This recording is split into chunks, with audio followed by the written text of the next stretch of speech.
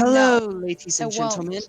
Welcome to Hi. Pages of Chaos. Hola. We ask that you fasten your seatbelts at this time and secure all baggage underneath your seat or in the overhead compartments. We Please ask also that put your children in the upper overhand compartments. We don't want to hear Yes. those. The We overhand. also my- ask that your my seats fly and is table trays down. are in the Shoot. upright position. I need to fasten Please that. turn off all personal electronic devices, including laptops and cell No, phones. no, no, except no. for We want the plane to No, fly. no. My Discord They're is on using. my Discord is on my computer.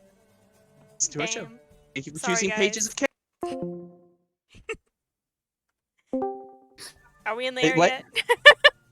Yes, we are on the air. I finished my intro. We're good now. She turned off her devices. Angelo has the safety word of the day. Or words. Well, Angelo, what are the safety words? What are the safe words?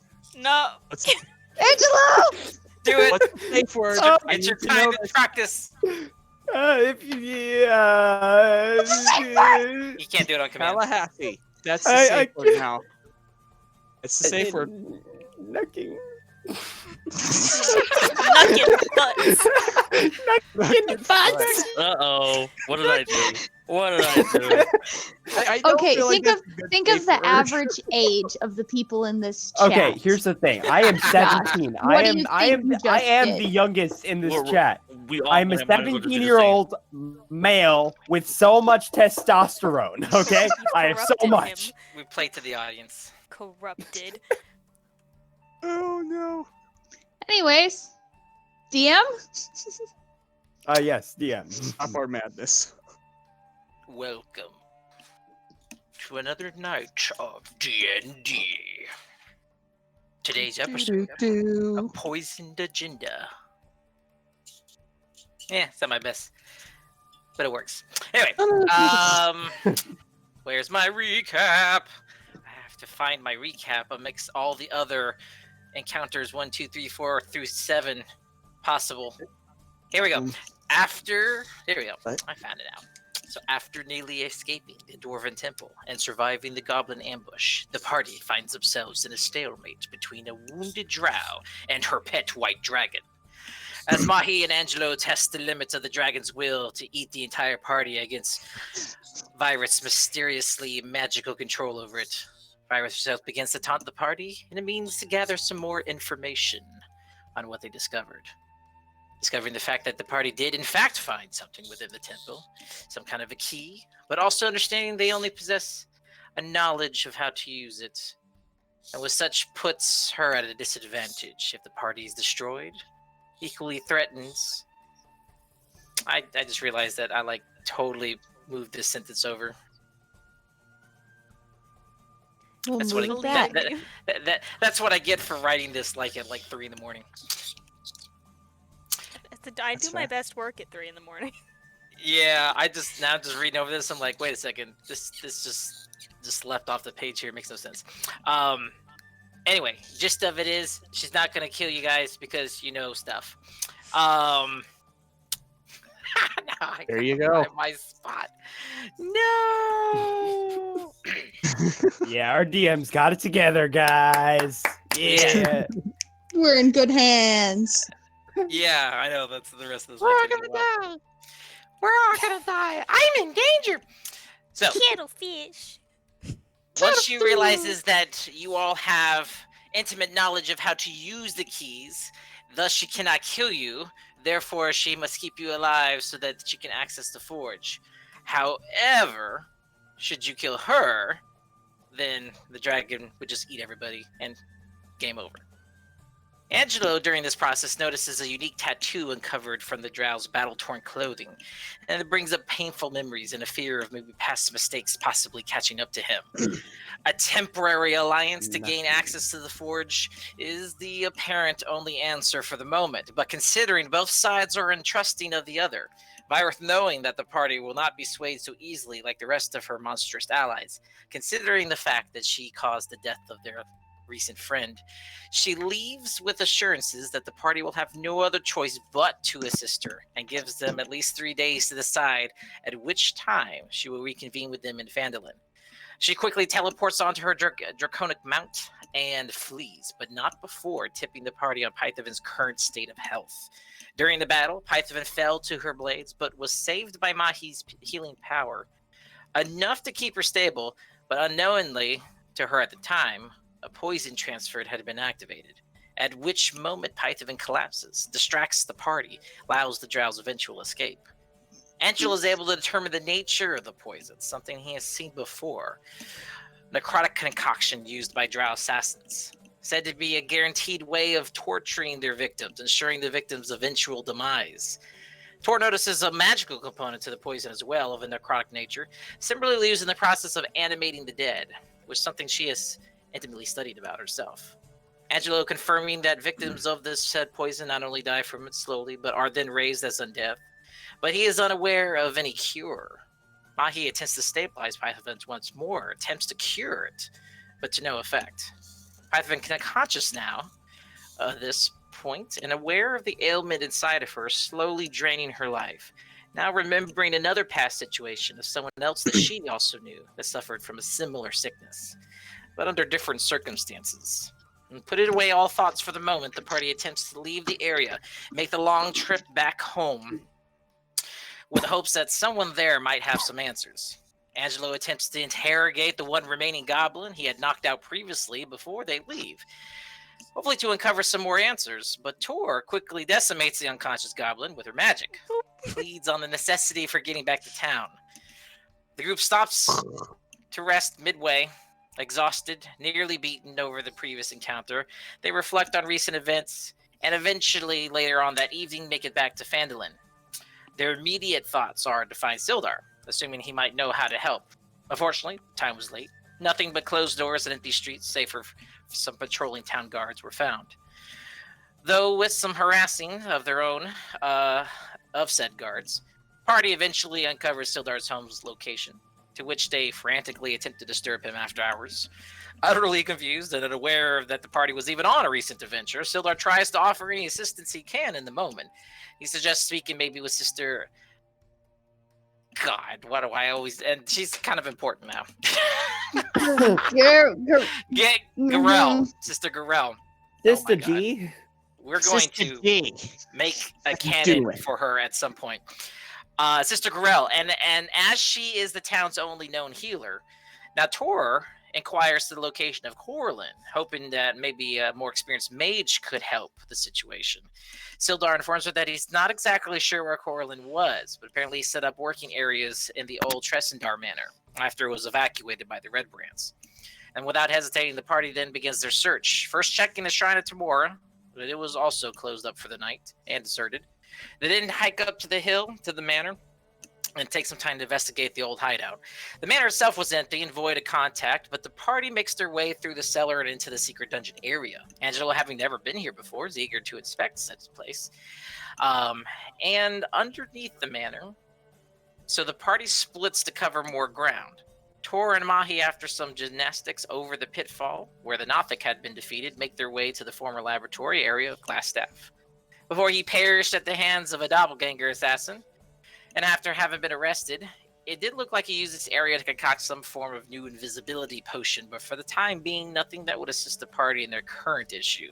Nor was any sign of Corlin presently, save for some leftover markings of a teleportation circle, very familiar to Tor, upon the floor, suggesting he was there maybe recently.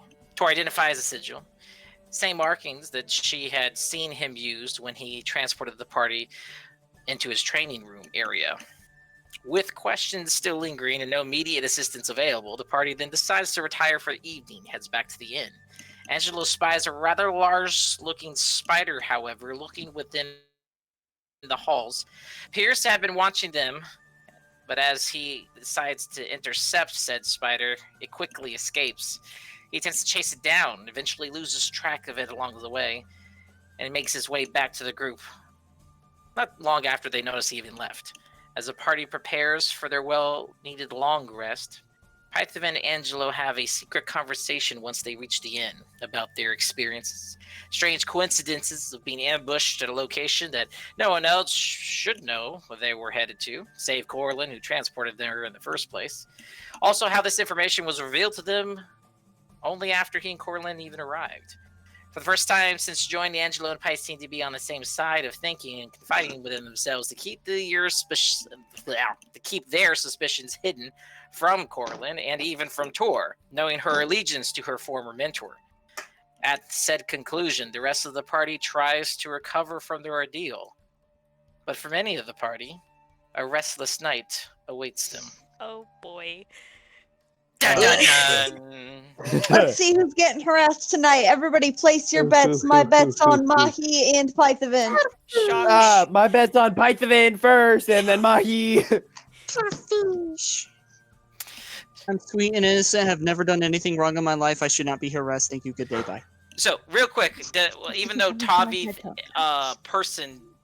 doesn't know anything, but does the Peanut want to know what he missed when he left early last night or last week? Yeah. 'Cause, yeah, I did. Yeah, can you do that? That's fine. The only thing I think, if I'm recalling correctly, is that conversation between Pythavin and Angelo. Yeah. Right. Yeah. Essentially, they were like, we don't trust Corlin, right? Right. Cool. Yeah. Very, very weird, yeah. That's pretty much Don't tell Tor. She might not like it. Okay. Cool. But this was in Angelo's room, I think? It's in Pike's themselves? room, Pike. which she's not using. Oh, but Tor wasn't there, though. Yeah, because Right, Tor was in her room. Yeah, Pite's Right. staying in Tor's room. That's but right, Pite yeah. still has her room. Right. So it was an empty room that they chose to use for this conversation. And yeah, I think that was it, because like maybe 15 minutes and we were done after that point. All right, so to catch up, everyone leveled. So Tavi, take the opportunity to level to 5. Okay, yay! I forgot to do that. I know. Oopsie. And then long rest yourself. You're gonna be sick. Remove 1 rest level your of mom. exhaustion. Maybe one day Tavith will stop being exhausted. Well, unless you're already at the 1 level, then I think you're fine. No, I think he I took long another rested. one. I already long rested, so I did that Oh, part. yeah, you already did it. So yeah, Oh. so you still have. I'm being honest. He'll Alex. always have that 1 level of exhaustion until he can Me too. have an Tavi. opportunity So we can to stop long rest using twice in a row. frenzy. That's like real life exhaustion right now. Honestly, It's perpetual. Friday night after long work, we'd be like, Yeah, for real. I should be having some drinks right now. No, I'm kidding. Not kidding. that's what the teachers do. That's They go out of town, so they don't run into into any students' parents. Oh yeah, that's right. That makes so much sense. So, who do I want to start with? Roll a dice. Roll a dice. Roll a dice. Roll a dice.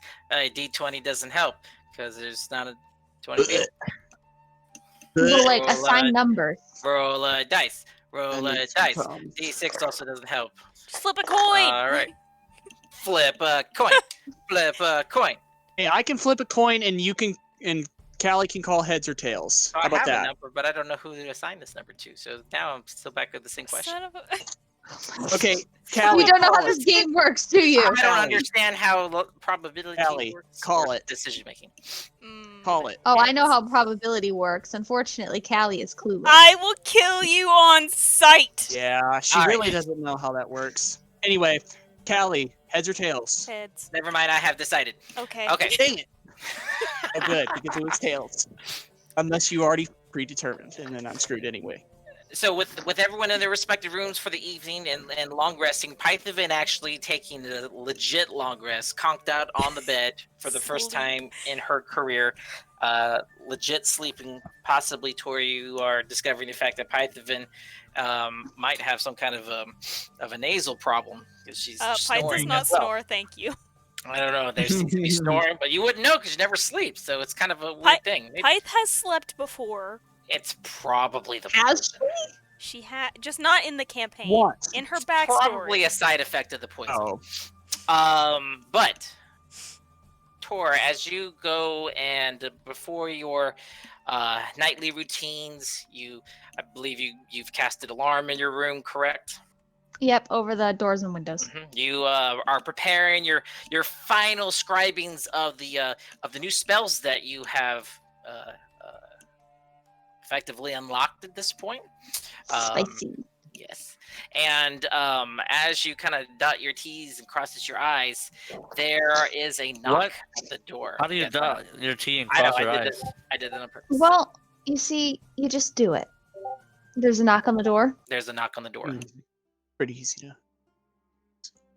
I am going to grab my staff and slowly get up and does the door have like a peephole? No. Okay, I'm gonna crack the door. All right. So you kind of open it slightly. On the other side, you see Toblin is there. And he's got something in his hand. And he kind of leans over a little bit to see through the crack, and he gives a little short hand wave. Oh, I open the door fully. Alrighty. And it goes, Miss Tor, Yes.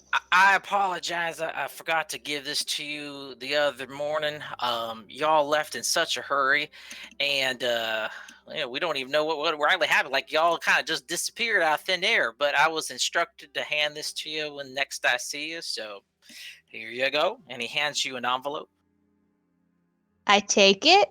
Kind of nods and says, "Well, good evening to the rest of y'all. If you need anything, well, I'm going home." And he turns and leaves. You don't live here? He's already gone. Huh. I look down at the envelope. It looks like a regular envelope. Have you seen these before? Is it addressed? Nope, it's actually not signed or addressed or anything. The only identifying marks that you see as you flip it over, there is a seal, and the seal looks familiar. It's of Candlekeep. I close the door. I kind of go and I sit somewhere that's not the bed. Just kind of open it, take Alright. out whatever's inside of it. So as you open the envelope, it comes out in two parts. One is a folded up scroll of some kind. You don't recognize the inscriptions on it at this moment. Then there's another smaller envelope with a letter. Okay, I open the letter. All right. And it looks like it is, in this case, it's addressed to you. And it's to my favorite student. When you get the next opportunity, I'd like to have a private chat with you in my office. You'll see the inscribed scroll that I have sent to you. Temporarily allow you to open a portal to reach me. I know how you hate being in that backwater town. Perhaps seeing some books might uplift your spirits. Come alone. Signed, Corlin.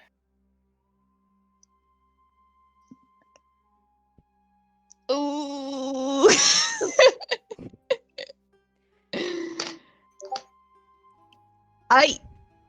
I am going to fold the letter back up and slip it in the envelope.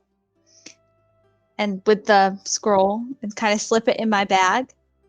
You hear another knock at the door. I go to answer it. You open. It's Toblin again. And he's holding kind of a small vial of blue with bluish liquid in it. And he looks real frustrated, and he hands it over to you and goes, "I'm sorry, I forgot to give this to you as well." What's this? He shrugs his shoulders. "Yeah, it's with the letter. He told me to give it to you when I saw you. Good evening." And then he leaves. Okay. Can I cast Identify on the vial? Sure. You could take some moments to identify the liquid. Mm-hmm. It is not anything that you are familiar with.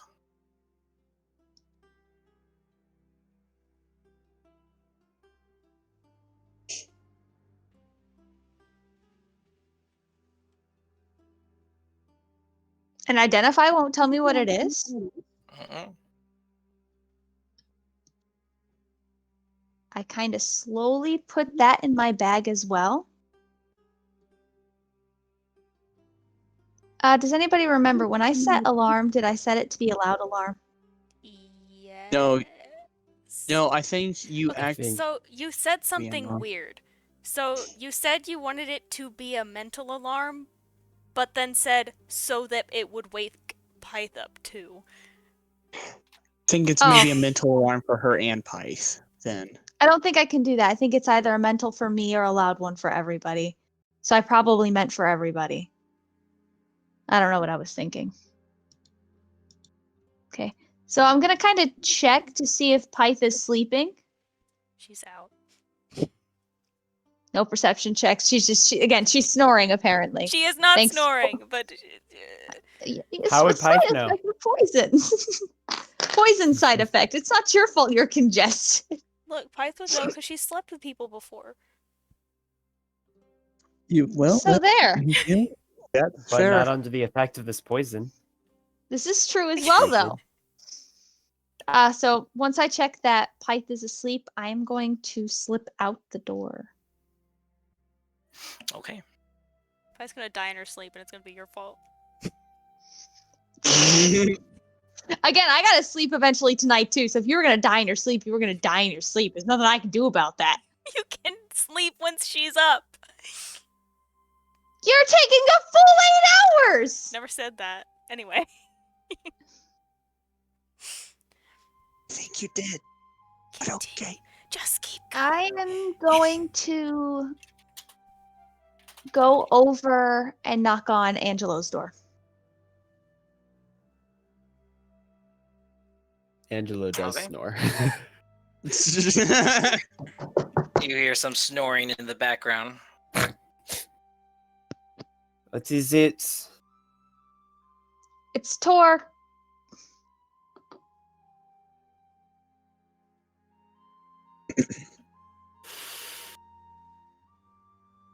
He gets up and he goes and opens the door.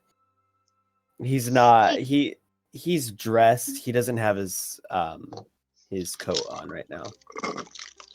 Can you do me a favor? But I gotta go run and do something. Can you stay with Pyth until I get back? Pyth does what not do you approve. need to do? I just have to go do something.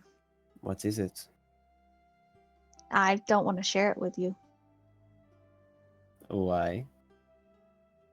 because I don't know you very well, and I'm trying to get better at the spitting things out of my mouth thing. So you do not trust me.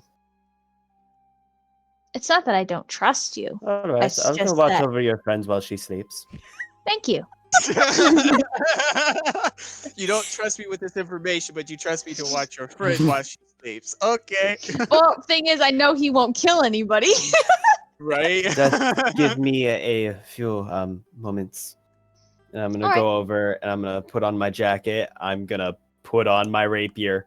I'm gonna sheath it and I'm gonna put on my gun. You're like, Pyth's gonna wake up and pull some shit. Just in case. And then I grab the pipe off the little table next to the bed and I step out of the door.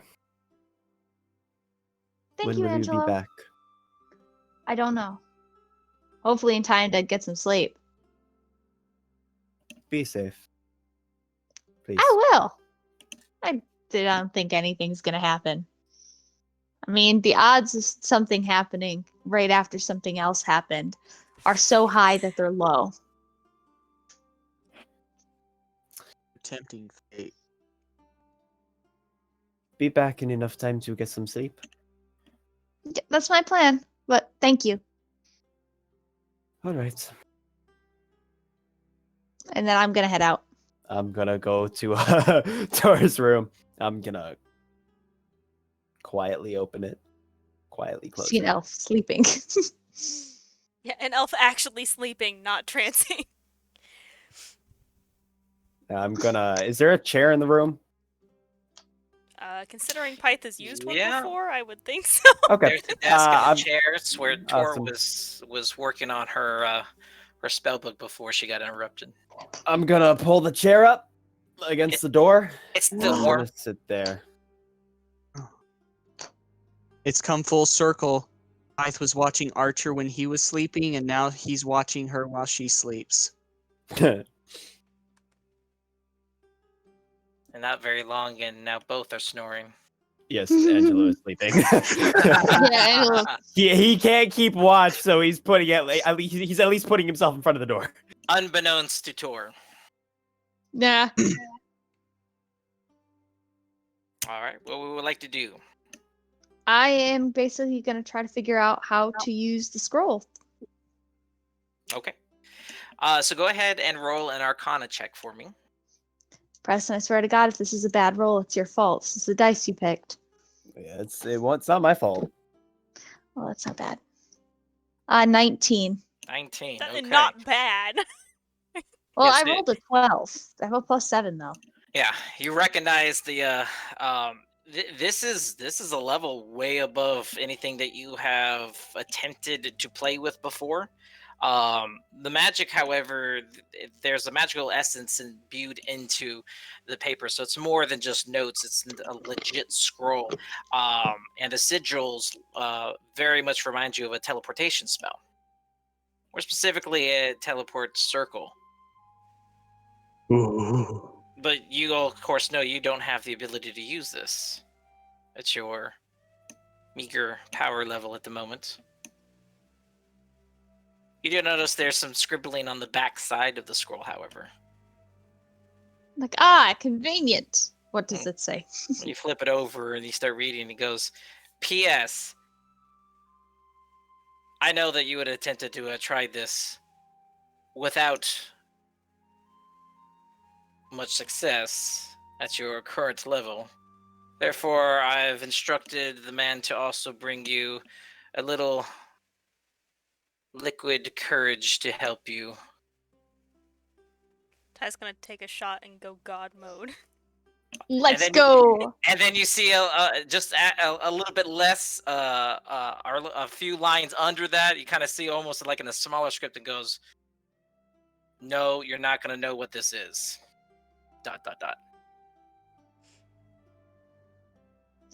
Good enough for me. I open the liquid and I drink it. Why is my brother so weird? That's good enough for me. Corlin said to drink it. It's good enough for me. Tor's used to these type of weird tests that he tends to do. It reminds you very much of your old days back at Candlekeep. Yes, so you drink it. It's warm and fizzy. You don't feel any immediate effects to it, but interesting enough, though, as you look down back on the scroll, the runes start to glow. And it's almost like you have a stronger affinity to be able to possibly cast this higher level spell without It's magic steroids. too much difficulty. Magic steroids. the spell. Okay, so this is teleport circle, which means that you have to spend about 10 minutes to draw the circle on the ground, match the sigils to where you are attempting to go. You preferably want to do it where you can draw on the ground? Yeah, like I've gone outside basically. Okay, yeah, all right, I didn't know where you were. So where are you Yeah. specifically? Where's the map? Hold on.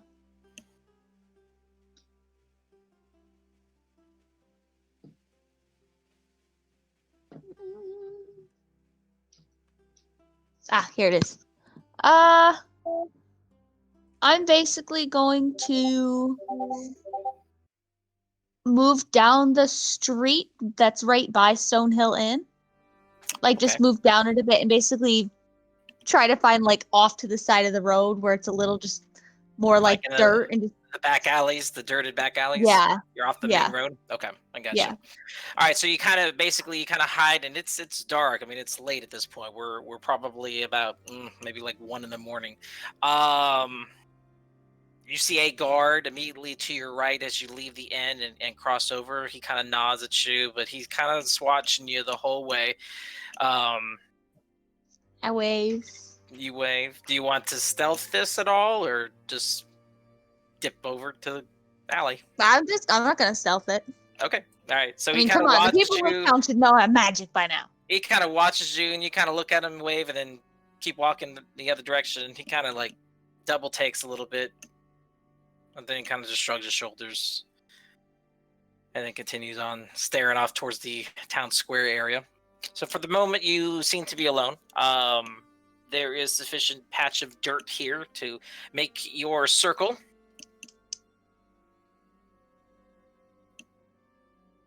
So I do that. Alrighty, so you go ahead, and we'll say for this purpose, you take your staff and you basically draw Yeah. the circle out with your staff into the ground.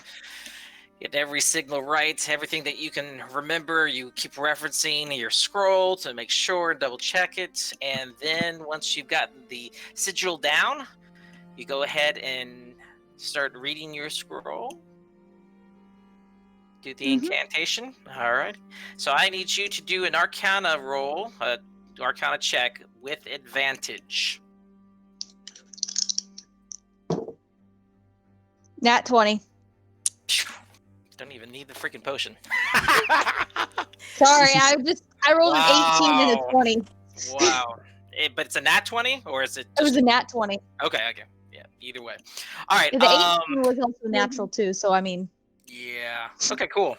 Well, just say this here. DM wanted to make sure that you had excellent means of doing this, because Right. that would suck to fail. Yeah, teleportation circle's not something you want to fail on. If I'm Well, teleporting, it's something a that one. can go- It's a one shot. Anyway, nevertheless, yes. As far as what if you do it wrong. So 27. As you read off the words disappear as you start reading them off the scroll. When you get to the end, the scroll itself just evaporates into nothing, and the sigil lights up almost like a beacon into the sky. And you watch in the center of it, a portal opens, and it's swirling, and now it's starting to close.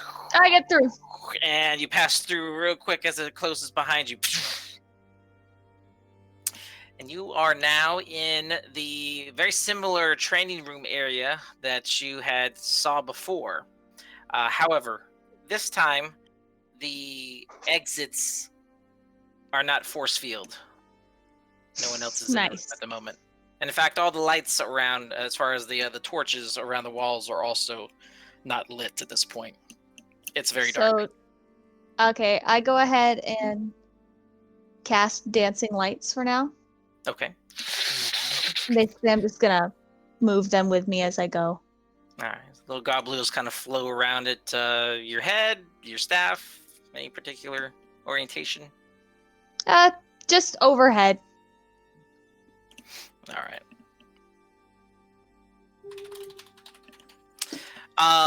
Any particular path? You kind of have 4 exits. This is a circular room, so you have about 4 exits. North, south, east, and west. Any particular direction you want to head? As I walk past all of them, does anyone seem better than others? In fact, actually, as you passively, as you peer down the hallways, you do see some light flickering, but it looks like they're all staircases that lead down. Okay, well, I'm gonna go towards the one that has light. Okay. All right. So you pick one because they all kind of do. Yeah, sure. Yeah, I don't know which one. I pick the south one. All right.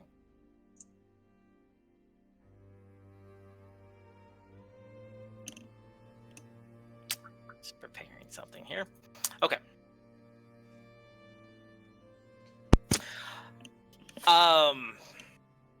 Are we going to attempt any type of...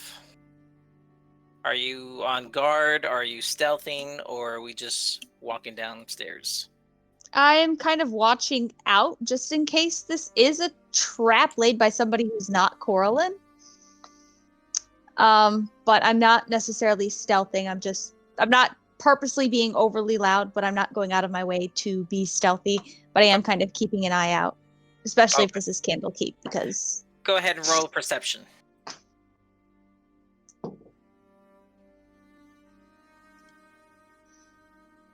16. 16. Okay.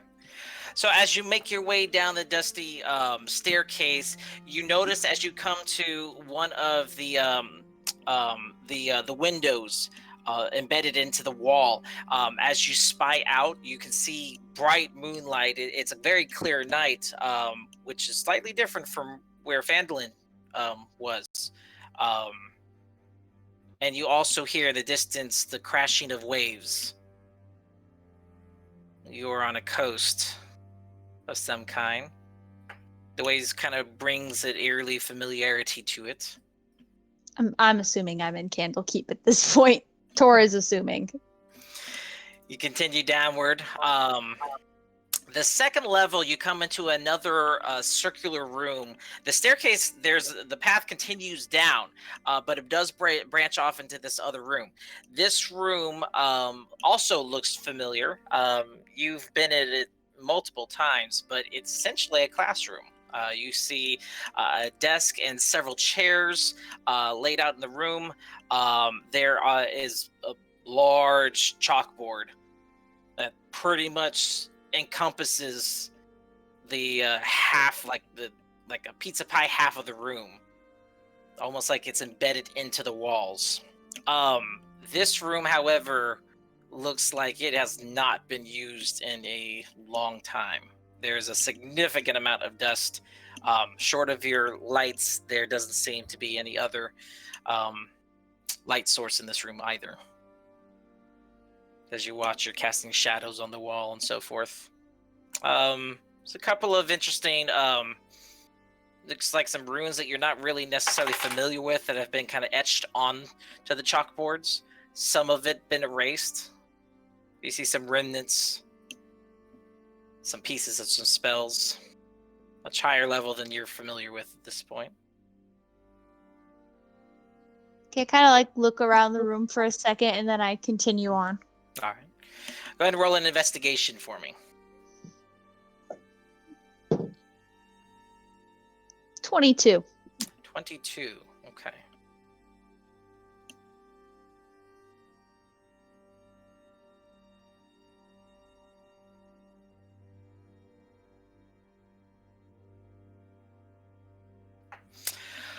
Alrighty.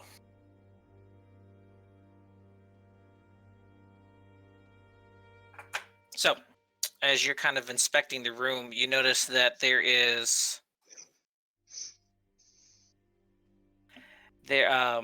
seems to be one of the panels of the chalkboards is loose, and as you get kind of to the side of it and trying to look to see what may be behind it, you pull it away from the wall.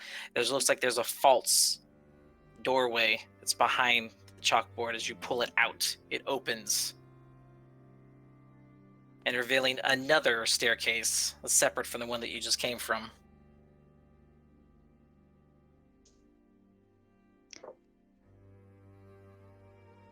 Can I just do a perception check to see if I can hear something coming from like down the stairs? Go ahead. 18. 18. You kind of, as you kind of discover this, and you kind of look around, and you kind of wondering, if anyone's hearing you do this. At the moment, you hear nothing. The faint sound of the ocean is all that you can hear, kind of from the other side of the walls, but nothing else. This room is deathly silent. Okay, I'm gonna go down the spooky hidden staircase. All right, so you kind of push it, and it irks a little bit. You kind of stop and you wait for any notice. Minute, 2 minutes go by, nothing, and then you go ahead and descend down the staircase. When you reach the bottom of this staircase, this is a you come into kind of another circular room, but of a smaller size and radius than all the other ones preceding this.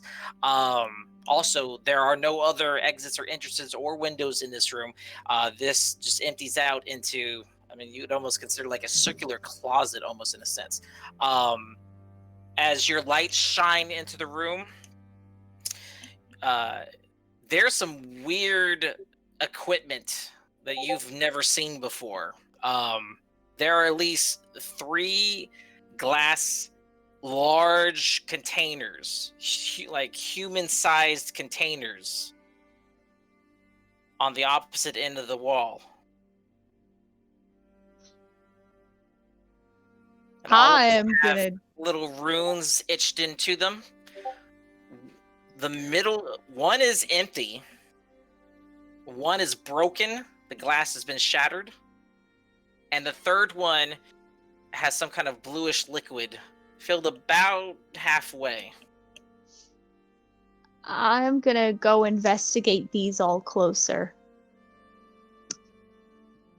All right. Go ahead and roll an investigation for me. Ooh. 25. Okay. Dropping the hints. So very interesting. You've never seen anything like this before. The canisters themselves are completely made of glass, but the bottom parts and the top parts are almost kind of gold metallic lids on them. And around the edging of both the top and the bottom, you see kind of arcanic runes etched across. You don't understand them. And they don't seem to be of any type of a language that you're familiar with.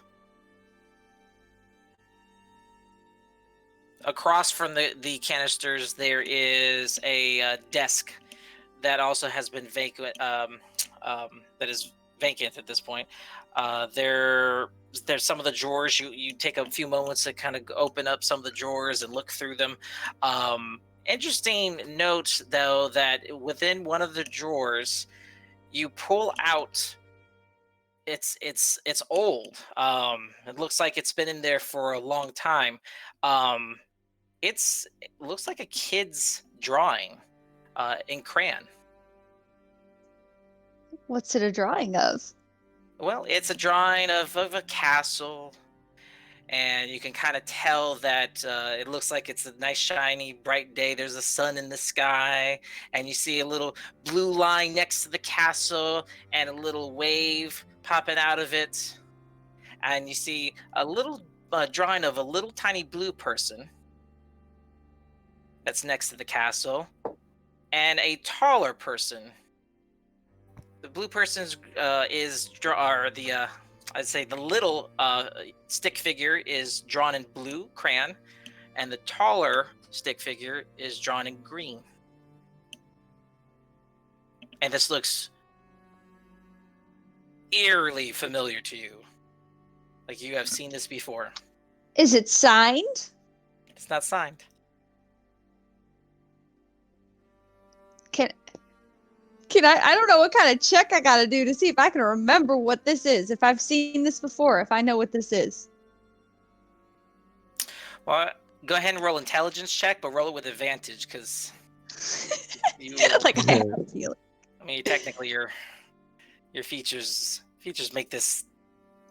I'm trying to draw this out as best 19. I can. Screw your freaking high rolls. Yeah, with advantage it's a 19. This is something you've drawn before. Probably about, how old are you now? Good question. Let me check. 23. This is something you probably drew about maybe 19, 20 years ago. Oh my god. I sucked at drawing. I'm only 5 years older than you. turn her mic back on to laugh? You Saint missed the Joe. actual sound I made. And in fact, as the realization comes to you, you actually say this out loud. Like, man, I suck at drawing. And it brings back a wash of memories. It's that poison. You've never been in this room before, though.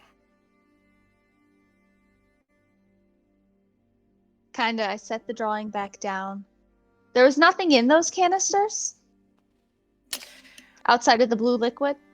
Only one had some blue liquid filled up halfway through it. Well, I'd say it's probably a little bit more than halfway. Not quite over to the top, but just enough.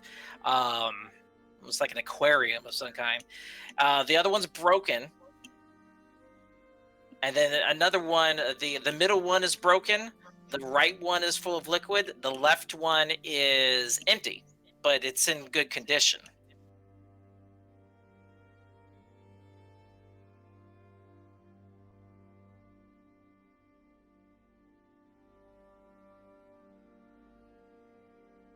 I'm gonna look around the room, basically looking for any more clues as to what the heck this room is. And I'm figuring it has something to do with Coraline at this point, given the drawing. But I'm trying to connect dots anywhere, trying to figure out what the canisters are, what the purpose of this room is. And from what you can tell from your previous investigation rolls, I mean, it's not something that has been used recently. Definitely it's layered with dust. You'd say probably even more so than what appeared to be your classroom above you. That being the case, there is a box of like onyx type of glass shards near the canisters. They don't have any type of magical aura, and you're not really sure what they are. But there's a few of these shards sitting next to the canisters. They seem dormant.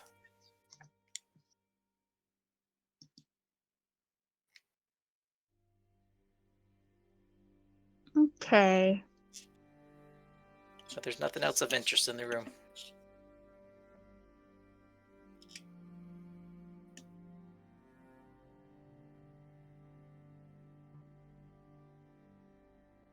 Okay.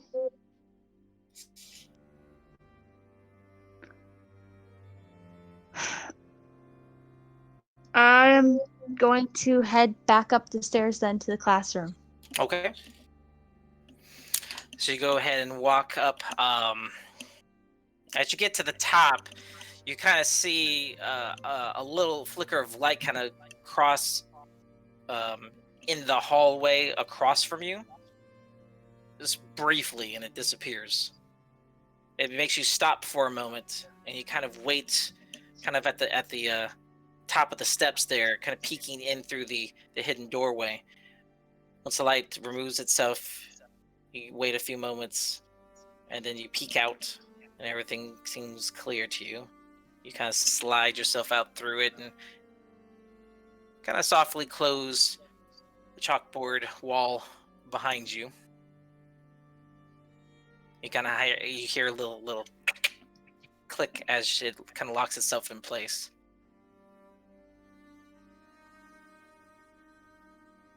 The only other exit is the staircase that you came in initially. It still proceeds down. I am going to go that way. I'm going to move a little bit more quietly now. Probably closer to stealth now that I've seen a light. All right, go ahead and roll. At 20. All right. God, So- I'm never using anything with these 2 dice again. There does seem to be some kind of a light source coming from down below, so you go ahead and kind of hush off your globules there, and then kind of check your surroundings, make sure you're not tripping over anything.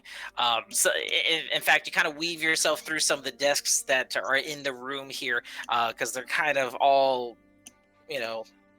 they're not nice and orderly as you would normally see in a classroom. There's a couple that have been kind of toppled over, and then some are crooked. So you just kind of step around, give a wide berth to everything in the room, and then slowly make your way over to the staircase. You peek down. You don't see any moving lights, kind of a dim light down below, and it looks pretty far down. So you look like you've got several more spiral staircases to go here. So you go ahead and make your descent downward. As you get towards the bottom, the staircase empties out into kind of a larger hallway. This looks more like a kind of like a somewhat of a meeting room, and there seems to be another doorway on the opposite end of the wall here. There is a set of double doors to your left. It looks like maybe an exit of this building portion that you're in. And for the most part, you see kind of where it's almost like a large, like a hearth chimney set up in the center of the room on the, this would be the, I guess, on your right wall. And kind of set of a little coffee table and about 3 couches that are kind of circling around the hearth. Do I recognize where I am in Candlekeep? There's our tapestries that are in this room, and there's a nice rug on the ground. Very regal looking. The tapestry emblems are the symbol of Candlekeep.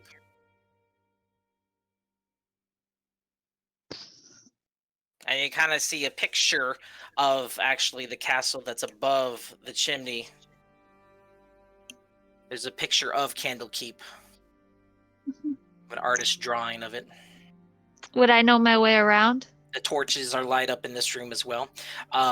This room looks familiar. This looks to be one of the necessariums, which are kind of part living quarters and part study halls for the professors.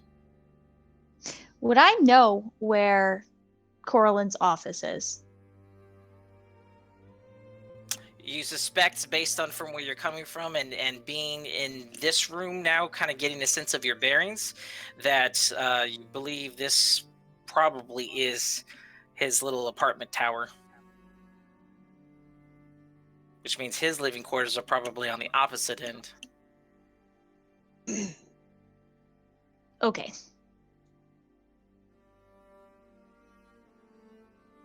I'm gonna start heading that way. Okay. So as you get close to the doorway, I assume you're going to the door on the opposite end of the room. Okay. There is you do see inside is a small little hallway. There is another set of spiral staircases that go up from there, and across from that it kind of tees off from the center of the hallway. On the other end of the hallway, it empties into another room immediately, and you kind of with yourself take kind of a quick glance and then duck behind the wall before you've entered the hallway and peek around the corner, because it looks like it immediately heads into a large office area. You can see a big, nice wooden desk and tons of bookshelves behind it.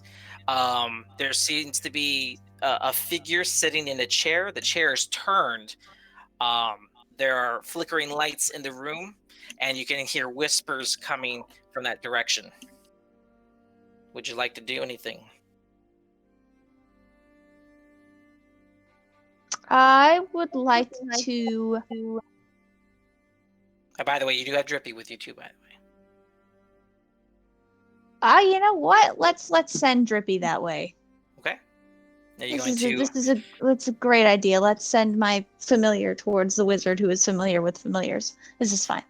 Are you going to eyes and ears? Yep. All right. So you kind of stay with your back against the wall, and Drippy's kind of curled up around your neck and kind of looks at you, and you look at him. You kind of give him the nod. He goes, "It's go time." He kind of. He knows the drill by now. Yeah, he kind of sticks his tongue out in a response to you, and then slithers down your neck, down your arm, down the staff, and onto the ground. He takes one more look at you, and then you nod, and then your eyes go white, and now you're seeing through him. Lower perspective, of course, but same principle now. Drippy is directly in the doorway now, and he can make his way to the other side. Go ahead and roll a stealth check for Drippy. I rolled a straight 16. Again, I don't know what his modifiers are.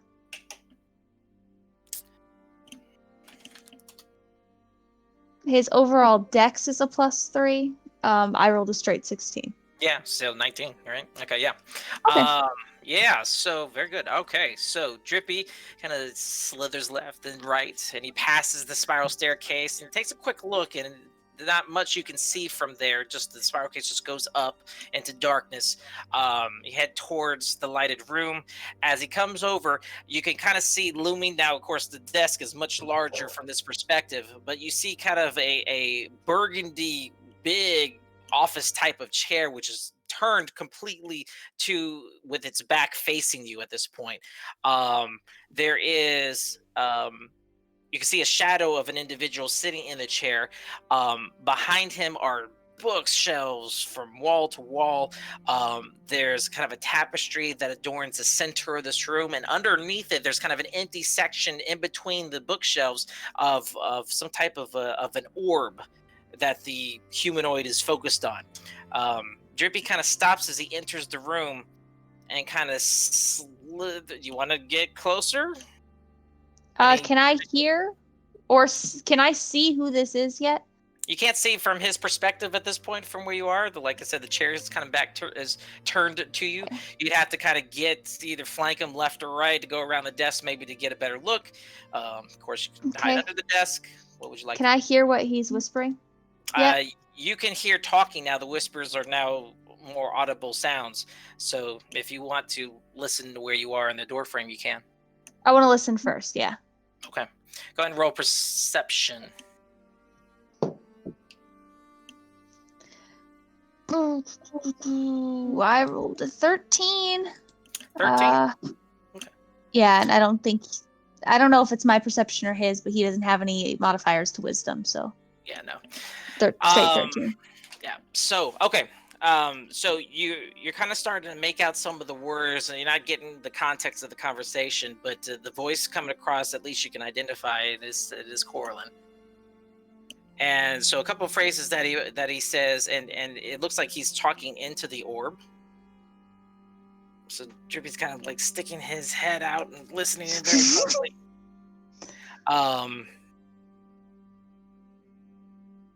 With that roll, I'd say what you pick up from, you hear, she did what? Fine. We'll make other arrangements.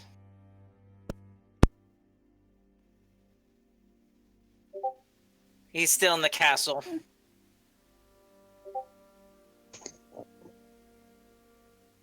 I require you to keep her under control next time.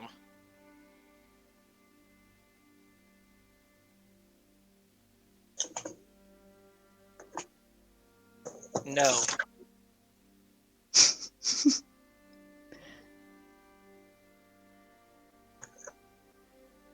Preparations are almost complete.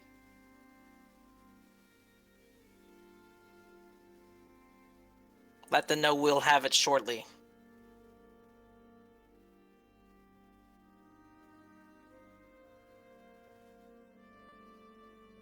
Yes. Make the preparations there, Nesnar. Do not contact me again. And he stops. And then he goes back.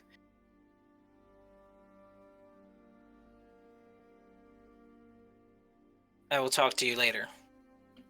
And he pushes the chair out and turns it around. At which point, what would you like to do with Drippy?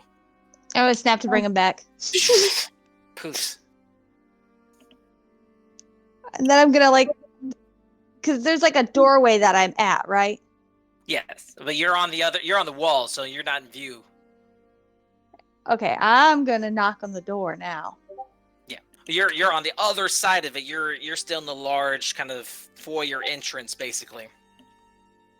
So okay, you I'm kind gonna of walk. make yourself known. You kind of turn the corner into the hallway. Yeah, Yeah, as you do now that you see Corlin, he's turned his chair so his view is facing out into the hallway, so he can see someone is coming. And as you watch closer to him, he kind of yells out, "Well, I intended for this to be a morning meeting, but of course I knew sending you any type of notice like that would immediately get your attention. I should have known better."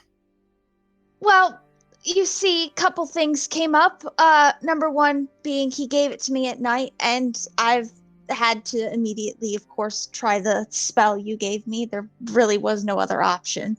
And two, I could really use your help.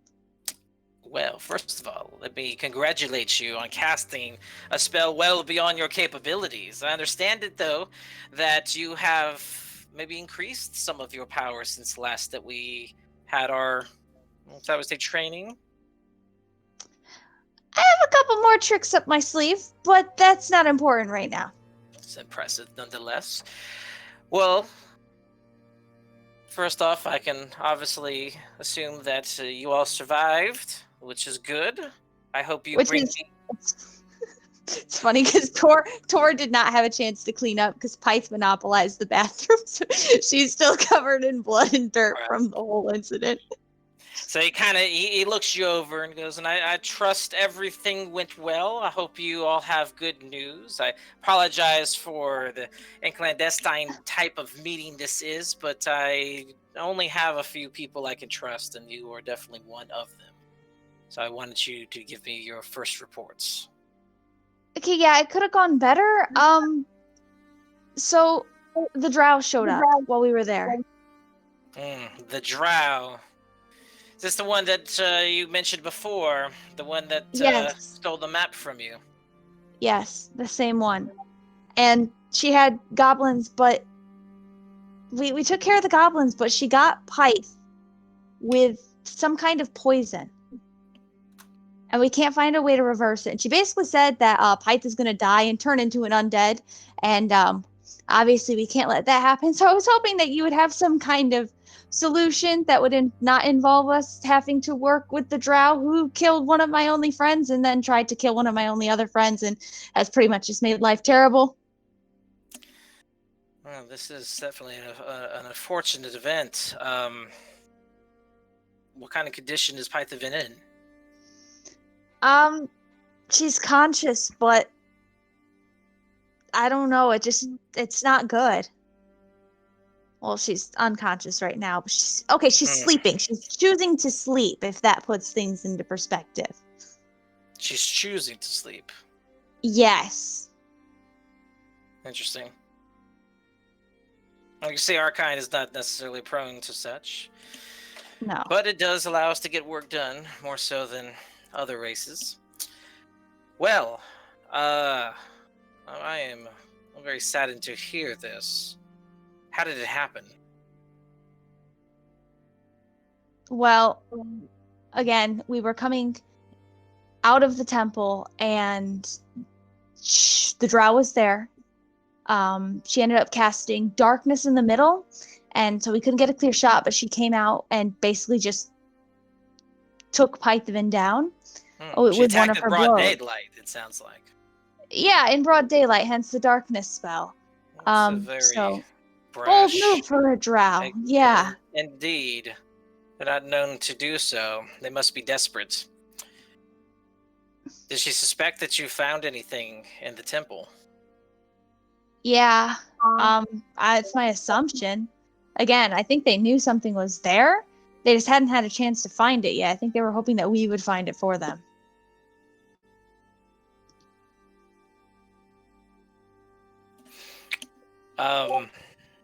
Since it's not the answer to this question, are you going to roll any deception or persuasion on that?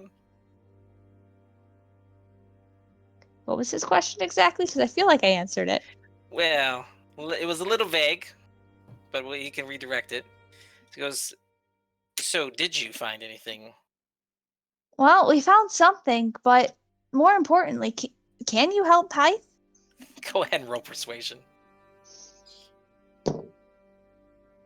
Not great this time. It's 12. Oh, come on. Sorry. Listen, I've gotten course. so many good rolls in a row. Okay, it was bound to drop a little bit, and Tor really persuasion's just not one of said my I strong kind. points. Tor really just said I kind of want Pipe to die. So I'm trying, man. Okay. He leans forward, and as you kind of redirect it, he nods and kind of leans back, folds his hands in the chair. Where is she right now? Back at the inn. Back in Phandalin. Mm-hmm. Poison, you say? Yeah, drow poison. Do we know anything about this poison? I know Angelo's a little bit familiar with it. I don't know how familiar he is with it, but again, it seems to be like the ingredients and everything come from the Underdark. And one of the effects is it can turn her undead. I've heard of poisons. I'm more familiar with the magical side of it than the alchemic, but Mm-hmm. this is, of course, you are familiar with where you are. I trust it. Yes. If you are needing information, you have found no better place to seek for such. And then he kind of watches, he kind of opens a drawer and he pulls out a piece of paper. He kind of watches kind of a feather pen kind of just appears into his hand. And he kind of scribbles on the note and looks at you. Almost if he was wearing glasses, like he was looking at you through the his nose there. Kind of rips the paper in half and hands you the piece. Can I take it? Let the monks know you're my guest, so you'll have access to any of the library sections you wish to partake of. Definitely, I would urge to research, and we must find an answer for this poison. Is there any type of a healer, or have you spoken to anyone that might have a better answer for us, a lead to go off of? The Underdark is a long way. Yeah, unfortunately, all we know, the healer that is in town, it's the cleric of Tamora. She wasn't at the shrine, and nobody apparently knows where she lives, or we would have harassed her before we even went back to the inn. Harassed everybody else in town. So we're having to wait until morning for that. But when I got your letter, I figured I could at least try to come here and figure something out.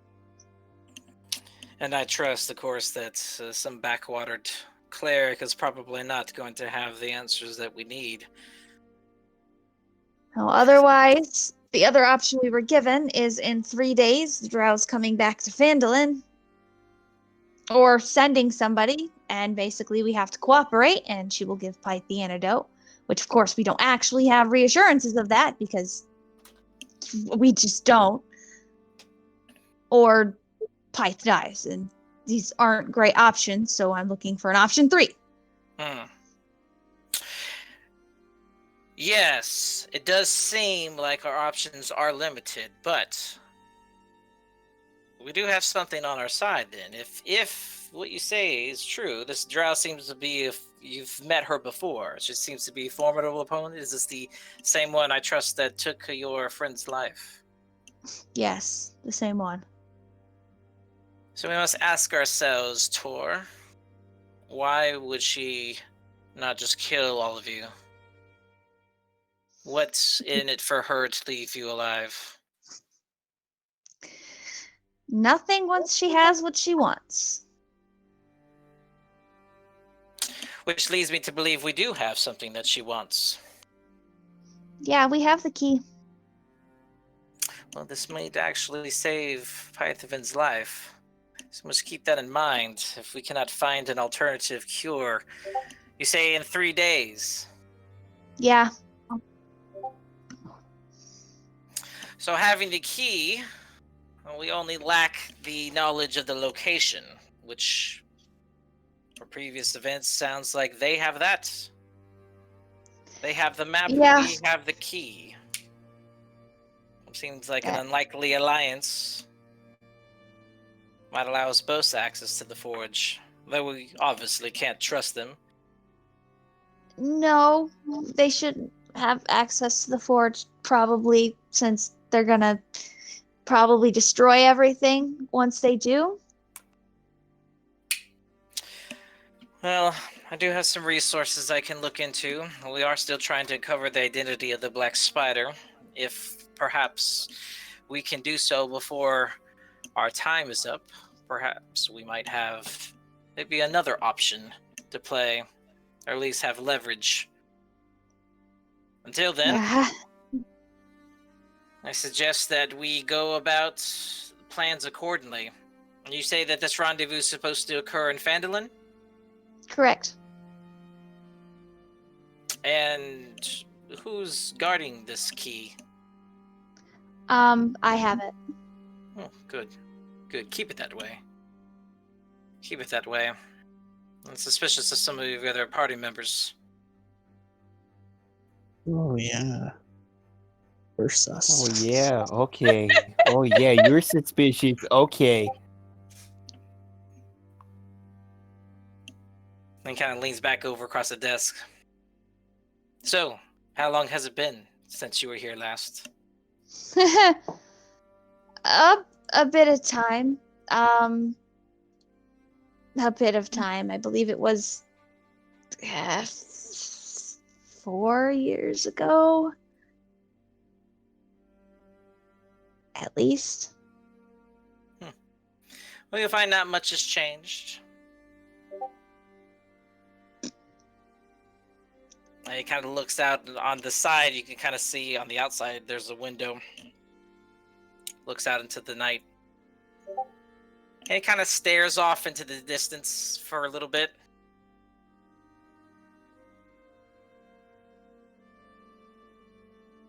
And then he kind of turns back to you slowly. Well, you're welcome for any of the resources available to us here. The monks shouldn't bother you. Just make sure that you let them know that you are here on my account. I have business to attend back in Phandalin, so I shall accompany you should this time of unfortunate meeting were to occur. Hopefully we will all come to the ability to see this through. Yeah. And if I discover any more information, we'll let you know. Is there a way to get a hold of you outside of that stone? Because the stone only is good for a one-time thing a day. Indeed, and considering our vast distances here, he looks back out of the window, looks back at Yeah. you, pulls open his drawer again, fumbles around a little bit, pulls out a rock, looks at you, tosses it in your direction. I catch it. Okay.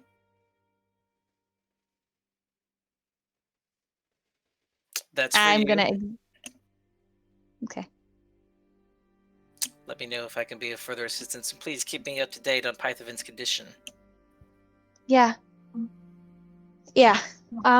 Yeah. I'm gonna go try to find. He kind of stands up and he walks over to the window and he kind of looks out. And he kind of shakes his head a little bit. She's probably not even aware of what's happened. Who? Oh. You probably don't know Pythavin as much as I do.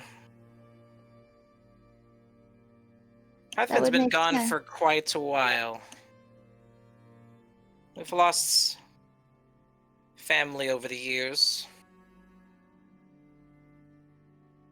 A few years ago, we heard reports that Myth Draenor has been destroyed. You'd be ashamed to have to lose another one. Oh, I'm sorry.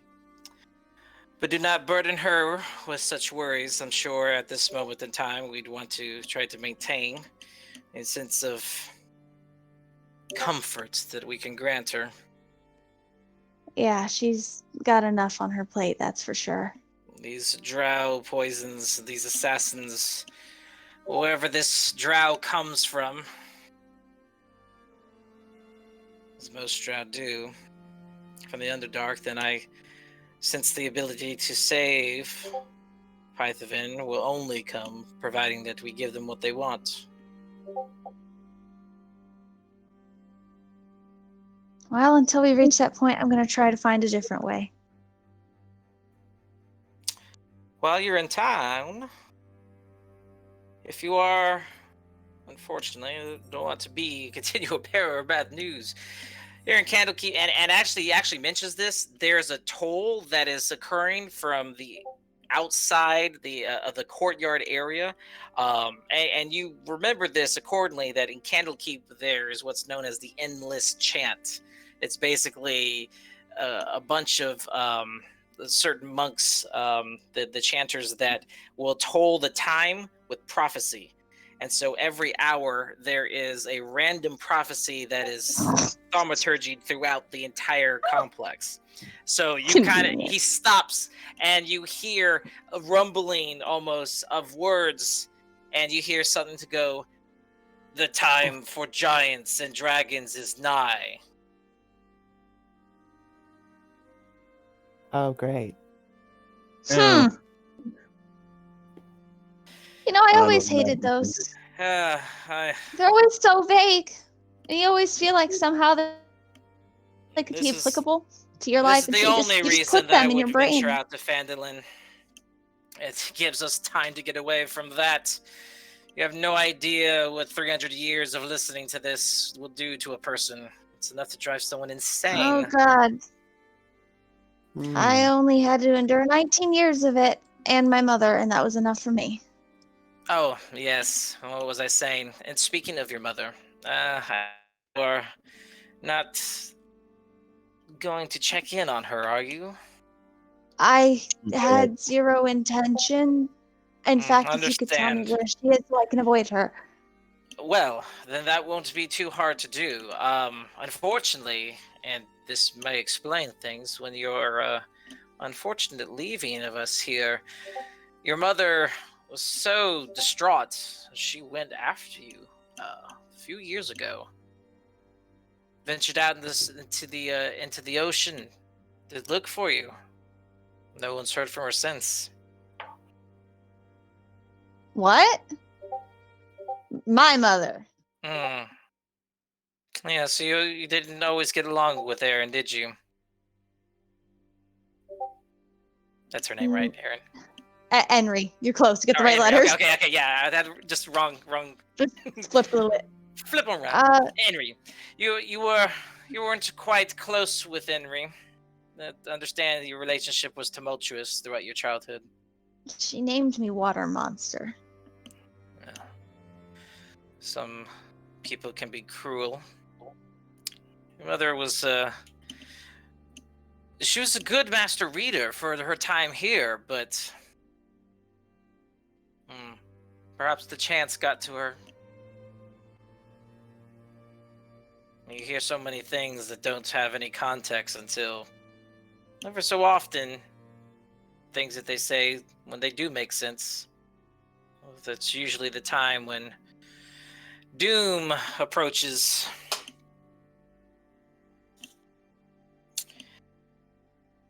That's why we must always be prepared, Torrent.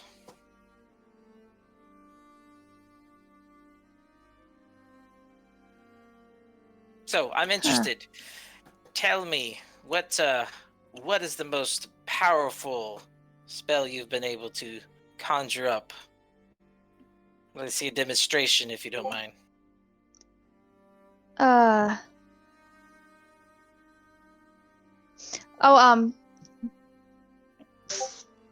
Probably wouldn't be best to do it in here.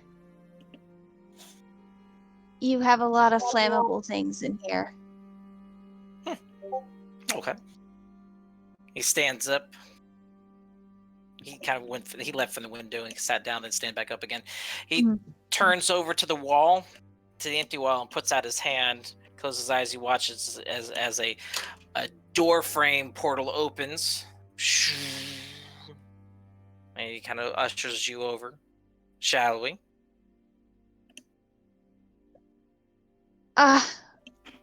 I suppose, yeah, sure. After you. And she steps through the door. He follows behind you. The door closes and you're in the training room area once again. He steps into the center and claps his hands. And you kind of watch as a couple of animated brooms walk into the room from the hallway.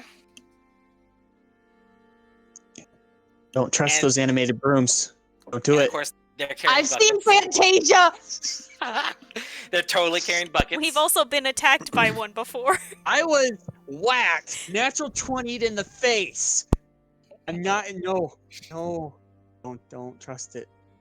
One kind of breaks off from the rest of the group, but there's about probably maybe 3 or 4 of them, and the others have buckets. The one that breaks off puts the buckets down and then kind of saunters over to Corlin. He grabs it by the broom handle and then kind of sticks it right in the middle of the room, and it stays stationary. He backs up, and then he looks over to you, points his hand over to the broom.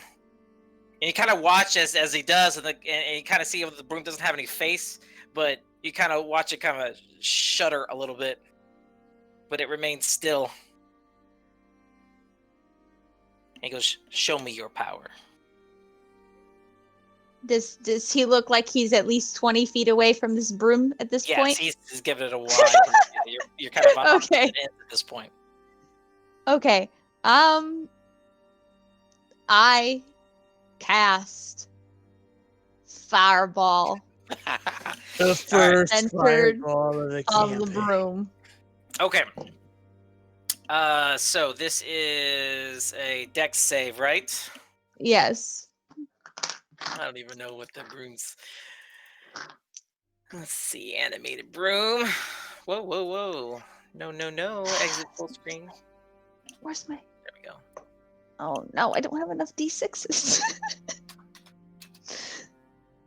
You not have enough dice? Excuse Hold me? on, I don't have them out. I have enough. I don't have them out.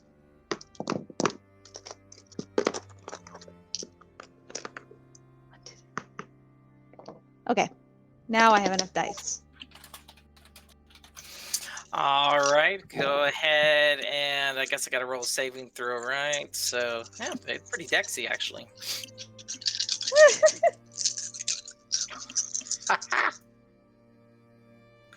Okay, that's a 5.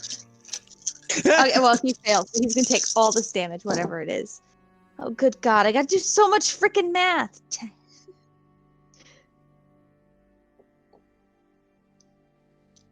That is 28 points of fire damage. Oh yeah, okay.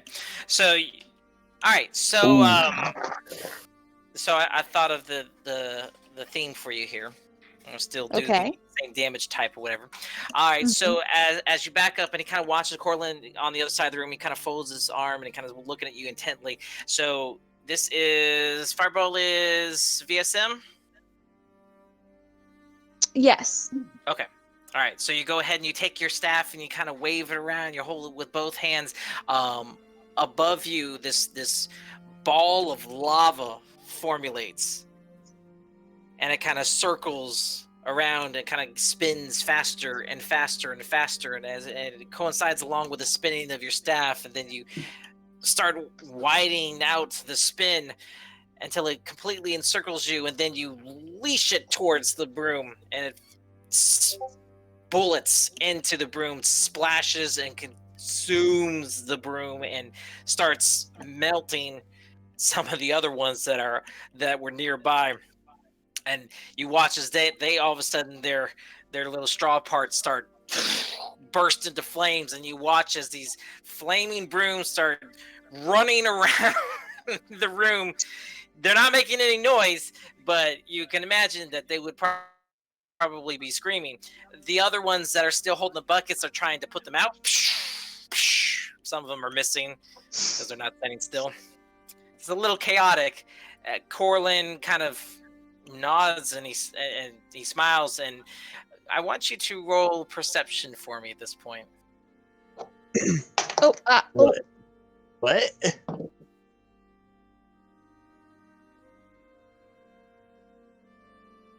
15. 15. Okay. Okay, good enough. That is, first of all, you don't see Corlin smile too often, so that was an interesting view. But as you kind of start to think about it and your kind of keen mind senses kick in, you have realized, and you might not have put this together from the previous times you've seen him, but he is looking way older than you recall. In fact, there's tinges of grayish highlights and white highlights in his golden hair that you had not picked up before.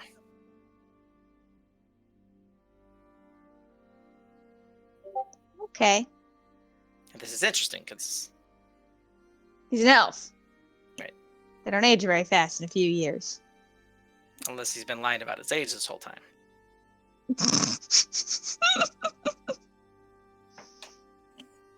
And it kind of just, you kind of pick up on that. But he smiles that and he away. claps his hands. That's well done. I like the liquidy spin that you did there. That's a different type of fireball that I've been accustomed to.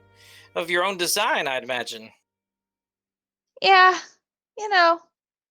mix things up a bit. Well, I always knew you had it in you. It won't be long before you are flinging more powerful magics. Won't be long at all.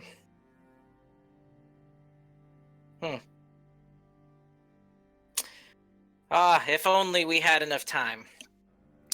Well, and he kind of looks around and realizes, of course, there's no windows in this room. But he kind of gives it like almost as a sense that he's looking around, looking to check what the time is. What time is it? I mean, it's a little bit late. I mean, you've probably only been here maybe for about 20, 30 minutes. How long is it? But it was late until to start sunrise? with. It was 1 o'clock in the morning when you were leaving the inn. He How, goes, how long until sunrise? oh, well, from here. What's the exact minutes? DM, you have to know this. Come on. Yeah, you've got another. I feel like pulling a Liam. You got another like 6 hours to go. Okay. What's the minutes? Come on. He goes, well, you must be guy. tired. For those of us that do need sleep, I trust that you might continue the research in the morning. I was gonna go look for a little bit and then head back if that's fine. Okay. If you prefer, we do have guest quarters down the courtyard area. So if you'd like to stay here, you can. I might worry the others too much if they wake up and I'm not there. I didn't leave a note or anything. Very well. I understand with situations being as dire as they are. This Might- is your home, so you are welcome back here. Yeah. Yeah. Anyways, when I'm done looking for what I need, how should I get back to Phandalin? He looks down and you see the teleportation circle in the middle. Let one of the monks know you desire to leave, and they will assist you with activating the portal. Okay. For future reference, however, you will need to let me know if you desire an invitation back. As you well know, the monks are not prone to unexpected visitors. No, Candlekeep's always been a little weird about visitors. Yes, and also Tor, please stay out of the catacombs. I know you. And he turns and he starts to walk out. Well, Carlin, why would you do that? I wasn't even thinking about the cat. Why would you even put that in my head? As he approaches the doorway, he opens up another portal that matches the door frame, and he walks through it and closes behind him. You're now left in the room with a smoldering broom. As Corlin leaves, you watch as the other brooms that have, at this point now have put out their partners for whatever's left of them, they're kind of standing around motionless, and then one by one they kind of all fall down.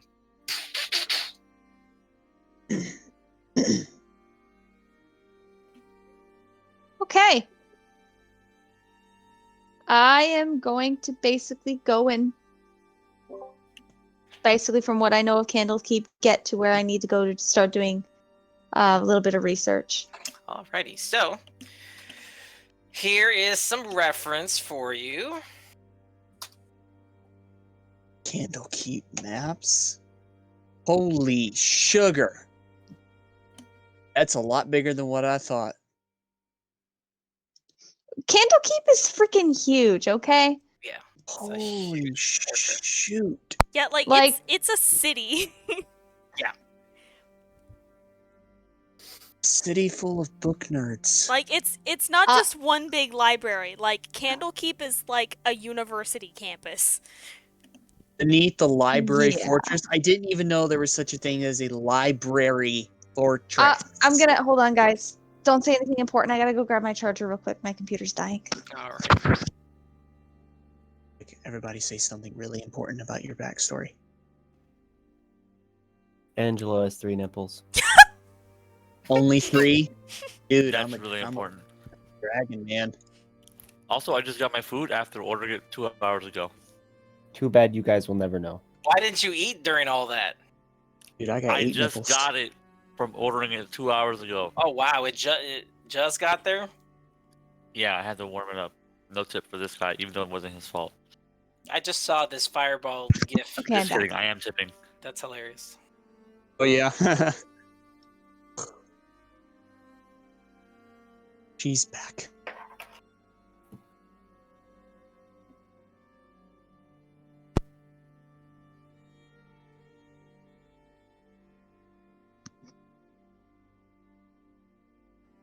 Hey, Eli, aren't you guys in Candlekeep in the other campaign? No, we're in a random library of my creation. Oh, okay, I heard Waterdeep. him talking about Candlekeep, I think, or I might be imagining it. Waterdeep. I think somebody Waterdeep. mentioned Candlekeep offhand. That's what it was, Waterdeep. My bad. Alrighty. Yeah, Waterdeep is cool too. I mean, you can do whole campaigns just within these places. Seriously. Alex would know. What would you like to do, Miss Tor? Uh, Or if you wanted to think about it, we can break and go to. Yeah, go ahead and go to somebody else for now. I've had Okay. like a long time, and we'll give somebody else a chance. I gotta Alright. mentally process for a minute, anyways. That meeting so you can. Does your mom the actually trauma. care about you? Mm-hmm. Alrighty. So, as Tor is spilling her guts to Corlin, in Candlekeep, which is like thousands of I miles know, away I was from looking her at the current map, I'm like, holy crap, she position. vamped far. Freaking teleport circles are awesome.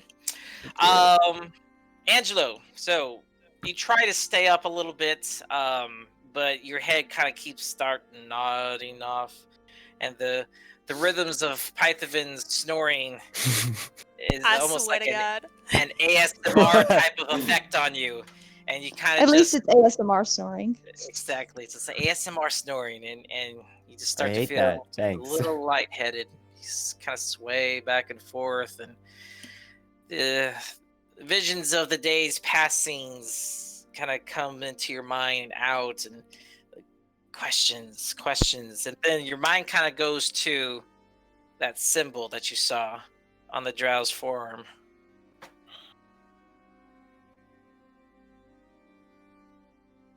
Angela tries to shake it off. All right.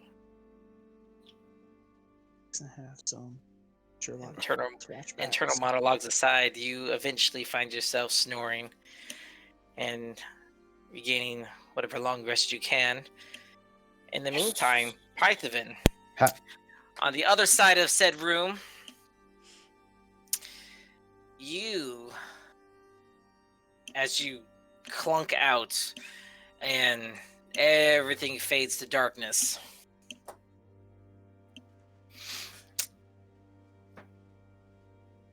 you are you find yourself in again a almost a voided area of just complete black.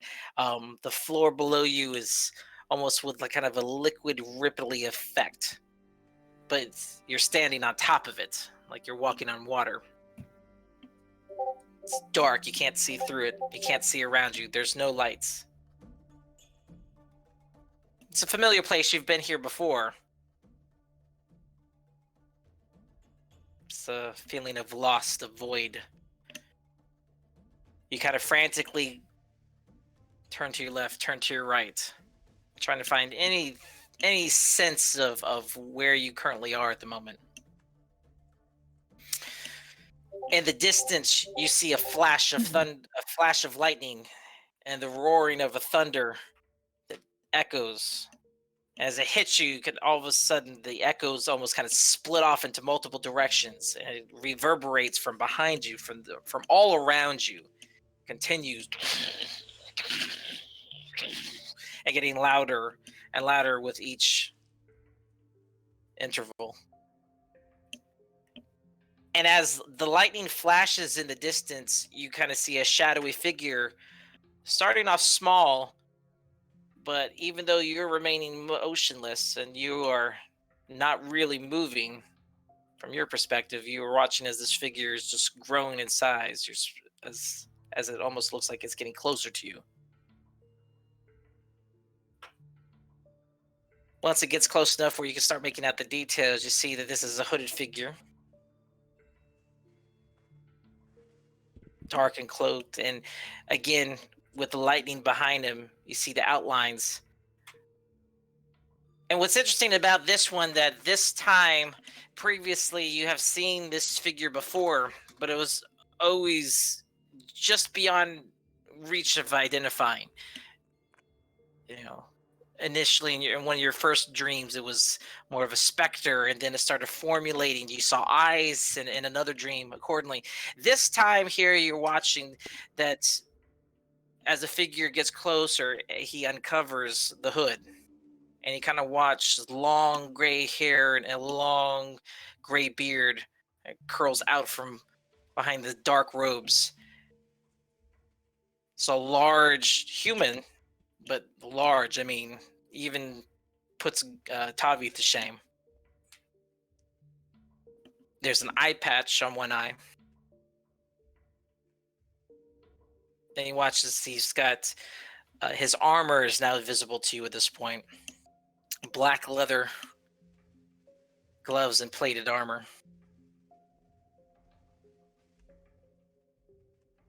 You see on connecting to his cloak an amulet with 3 lightning bolts etched onto it. At this point, he's within 5 feet of you. What would you like to do? Pyth is going to look up at him and then very slowly just drop to one knee. I need your help.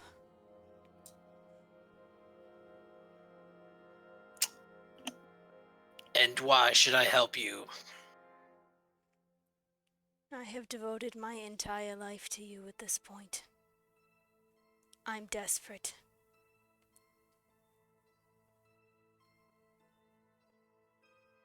You have failed. I haven't failed yet.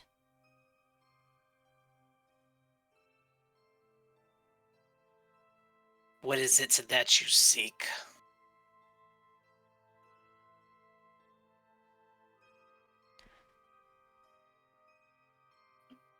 I need the power to bring her back. And now to bring Archer back too, I suppose.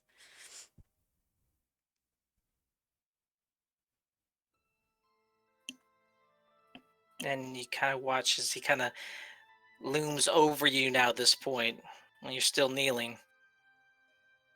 He kind of leads into one side of your ear.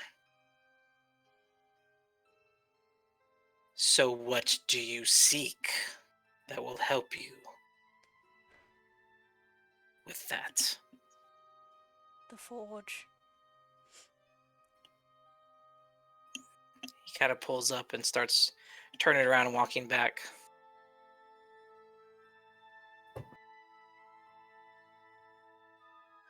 And he stops as he gets a little bit further back from where he started from and turns back. Do not fail me again.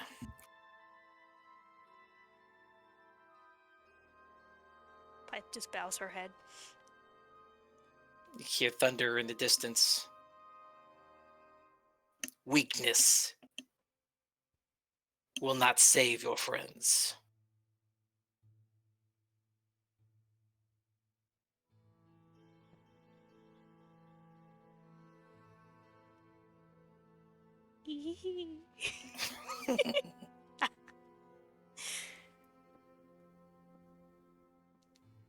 The lightning stops.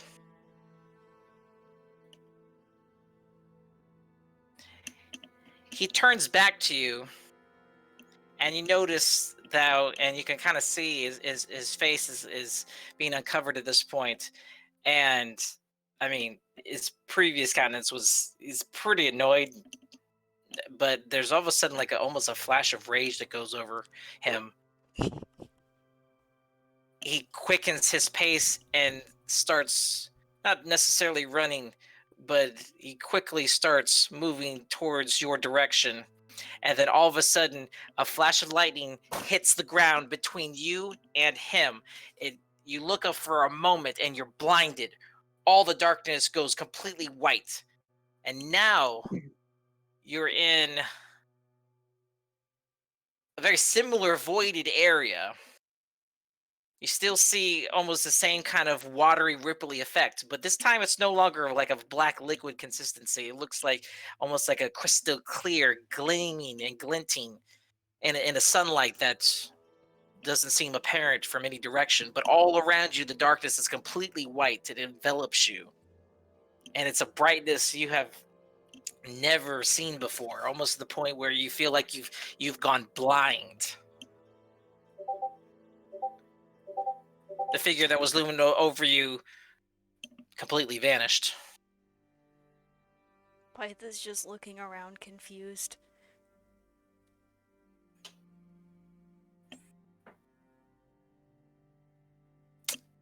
As you stand up and you kind of get a bearing of your somewhat similar but different surroundings, is a pain in your chest. You put your hands to it and you kind of feel the poison slashes pulsating. And with every thump of your heart comes with wincing pain. Almost to the point where it pushes you back down on your knees again. And then just as quickly, you feel wind kind of brush along your side of your face and your cheek. Your hair flows a little bit and then settles. And you smell in, you breathe in almost like fresh air at this point. And as you look again, the whiteness kind of almost opens and unveils itself, and you see a green meadow full of flowers completely surrounding you. Clear blue skies. You see large trees swaying in the far distance. The area doesn't seem familiar to you, but you get a sense of peace and calm. And then down the meadow glen, you watch as another shadowy figure begins to approach. This one's smaller. As it's closer, details emerge. Feminine, wearing a red cloak. Humanoid.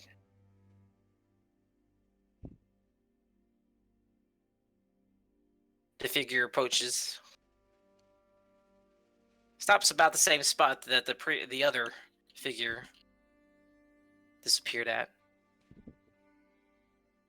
Remains motionless, stares at you. What would you like to do? Can I slowly try to stand up again? You do. Go ahead and roll a Constitution saving throw for me. Ow. Uh-oh. Death. Mm-hmm. 9. As you stand up, the pain resumes with more fervor. It just, you feel almost as if your flesh is eating itself from within. You wince and you scream out in pain. The wind this time now, instead of gentle but more forceful, blows between you and the red-cloaked figure. Even the flowers below you kind of sweep up into almost of a tornado type of effect. Your hair flowing up into the air. And again, at once you're back in feeling a sense of peace, the pain has subsided again. You hear a giggle from the figure as she unhoods herself. And in front of you, you see what you remember to be Mara. Pythe's face just goes slack. I can't do a good Mara voice. I'm not sure how she sounds, but but very sweetly, very calmly and gently, she's smiling at you.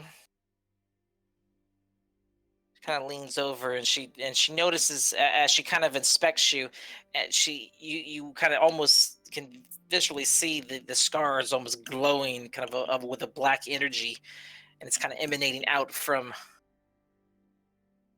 that area. Her smile kind of frowns for a short moment as she puts her eyes and locks onto it and then looks you in your eyes. She smiles again at you. It's been a long time, Python. Too long.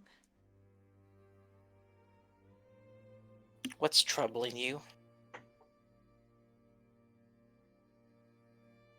To be quite frank, my dear, you are. She laughs. I don't recall being the troublemaker in our relationship. No, unfortunately. You seem burdened. That would be a word that one could use. What sets you on this path, Python? Why do you follow it? I can't live knowing that you're gone and it was my fault. She smiles. And kind of cocks her head. I'm in a better place now, Python. And I need you to roll an insight check.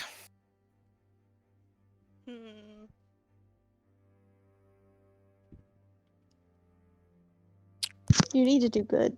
I know! That's why I'm changing apps! No! Okay. 8. No, 8. wait, no, I have a different mod now. Insight. 10.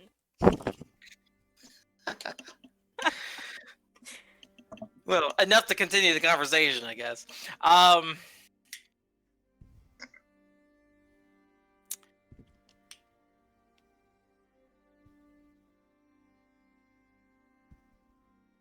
Trying to see what part now where I want to go into.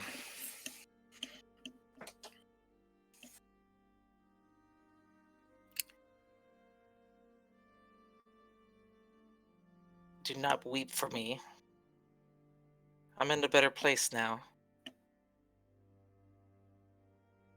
It was not of your doing. Rest assured, those responsible have been punished. I don't understand.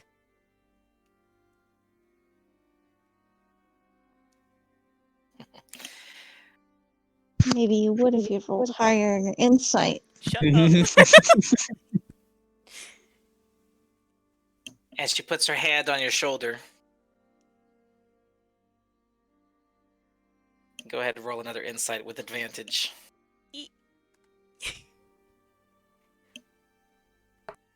Don't be like Mahi and miss God.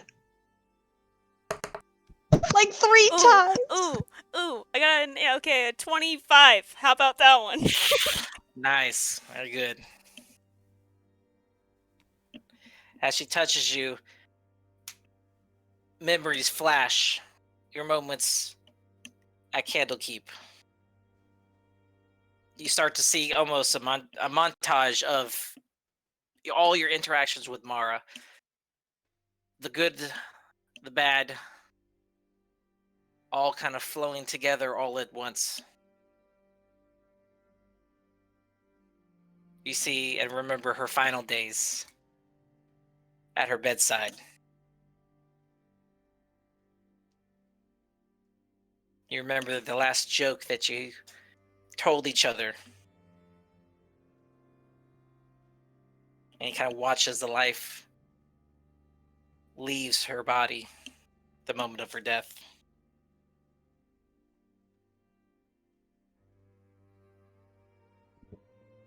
That moment, you see yourself running out into the middle of the night. It's pouring rain. You scream into the darkness. The thunder flashes.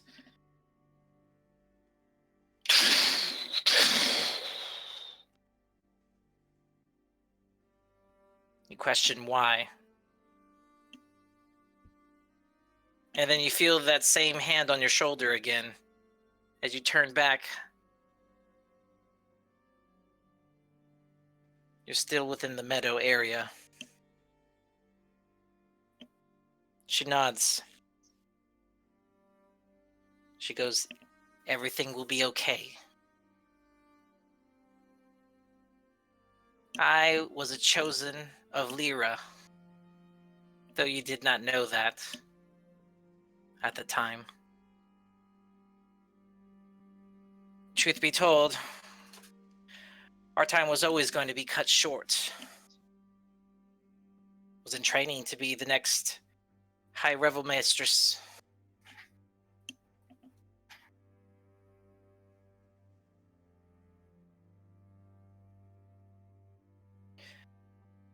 But unfortunately, Hang on. To be the next what?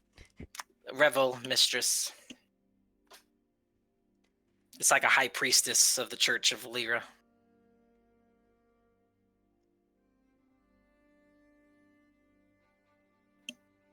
My goal was to bring joy to everyone. And I wanted you to take me along that journey. But there are forces at work.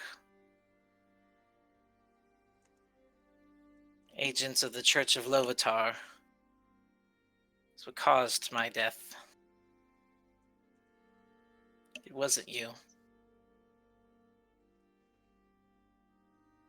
And they have been punished.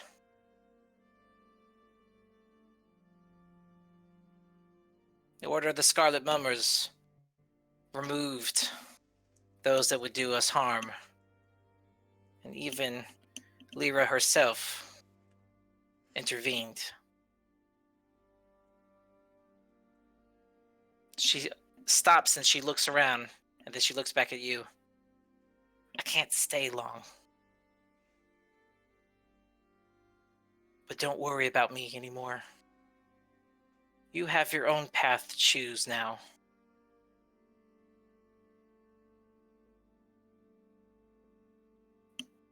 Stop blaming yourself.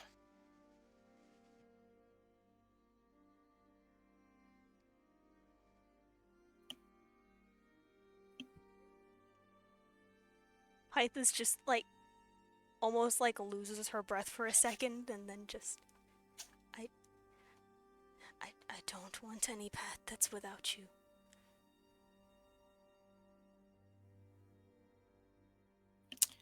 I'll be with you.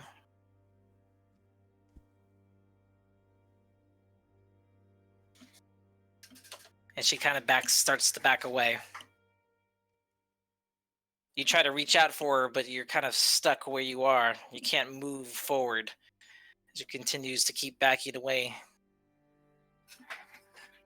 All the while smiling. Mara, please don't go. Remember, Pythavin, who you are. And know that I will be with you. As she says that, a breeze flows past her and flows around you. And you feel the wind again, circling all around. A little bit more tumultuous than previously at this point. The flowers start scattering from the meadow. Everything starts kind of flying upwards. The background changes to a bright white again. You can still see Mara, but she's just more of a distant shadow at this point. Watch as she lifts up her hand, outstretches to you.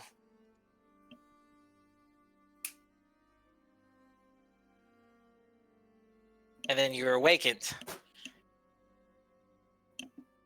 And you see Angelo snoring in the corner on his chair in your room.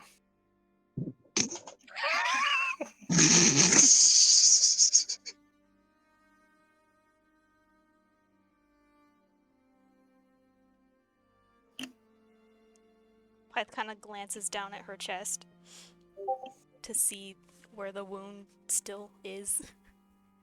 As you do, you notice that there is the feather that you had in your pouch is laying across your chest, across your wound.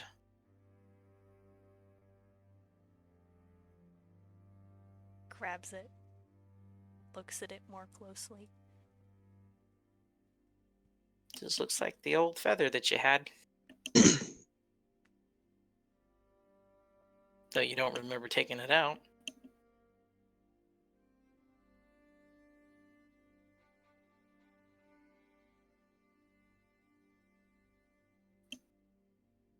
Pyth she paused for like a long second to kind of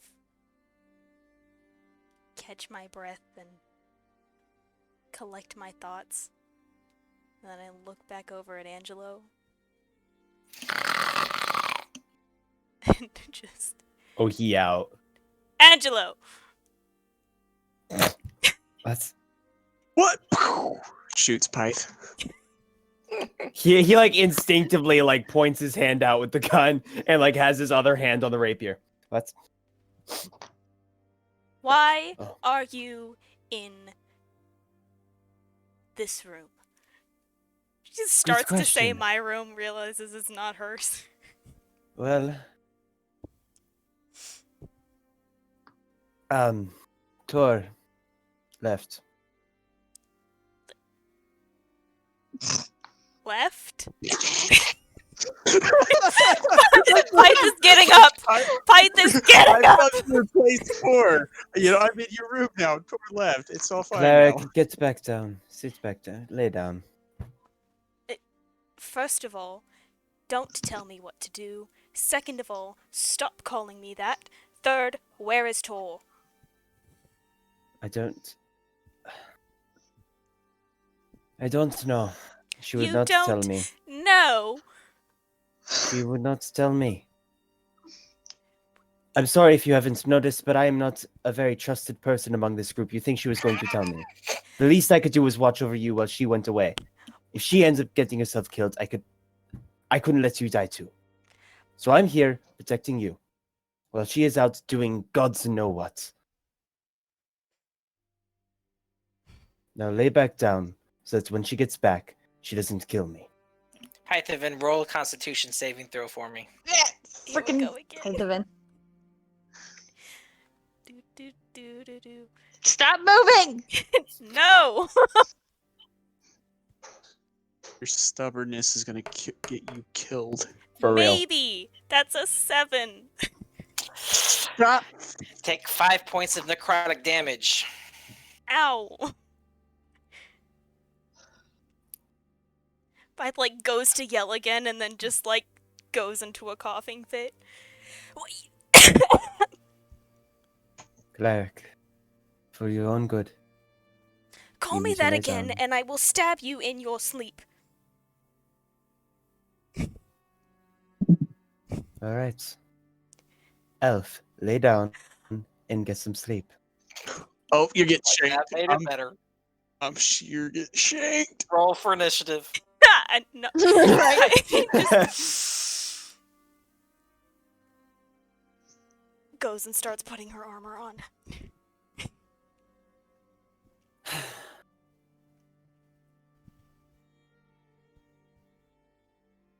Angelo hasn't even got up. He's still sitting down in front of the Angelo's door. just like, He reaches over and he locks the door. He reaches over. He just.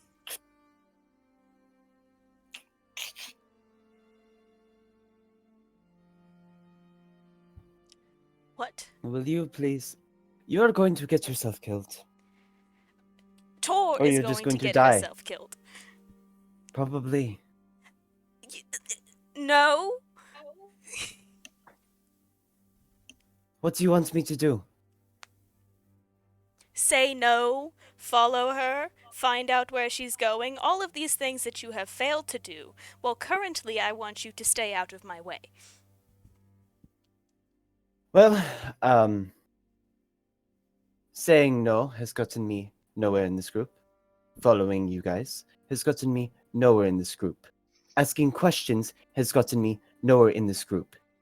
So, as you would like me to say, per your request of asking me to get out of your way, no.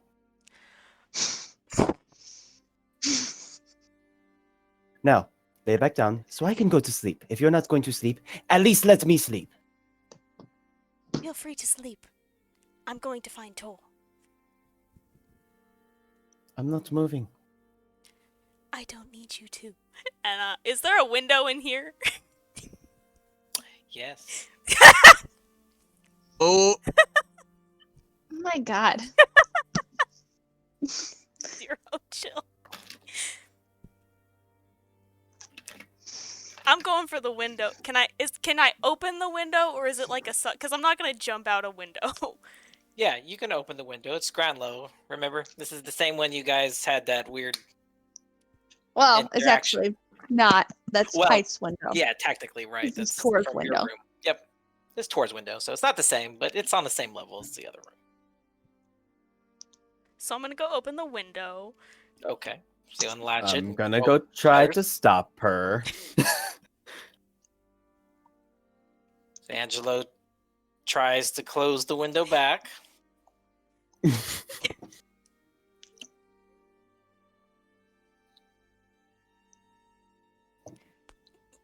Pite just stares at him. If you want... Okay. Lay down. I will go look for Tor. You do not need to be wasting energy. You will die.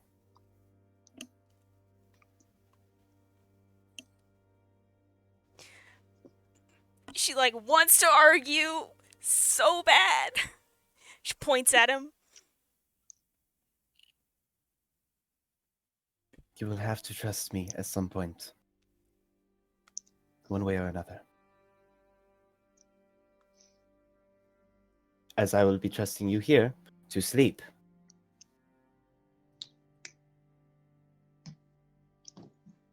She finally just like jabs her finger into his chest and just, you had better find her, and she had better not be hurt.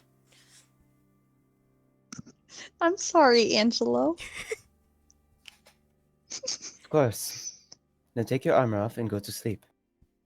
Uh-oh. I will not be taking my armor off.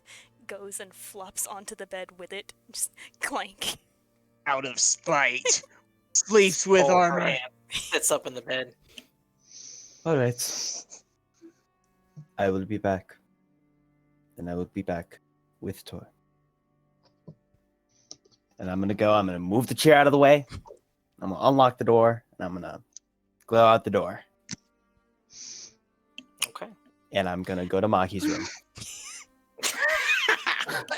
What? What? All right. If I have to sleep Angelo, because y'all, Angelo she's goes to not Mahi's gonna room. sleep because of me. What? Python, Nope. at this point, you are alone in your Nope, room. stop Is there it. anything else you'd like to do, or say, Stop that. or talk about, or think?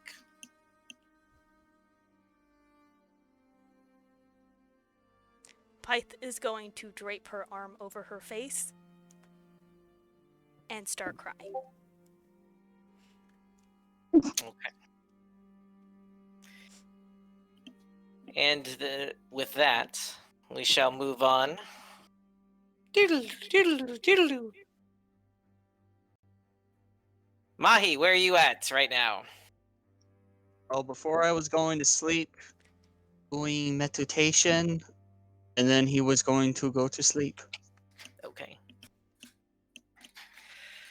All right, Mahi. As you were meditating, Oh, crap.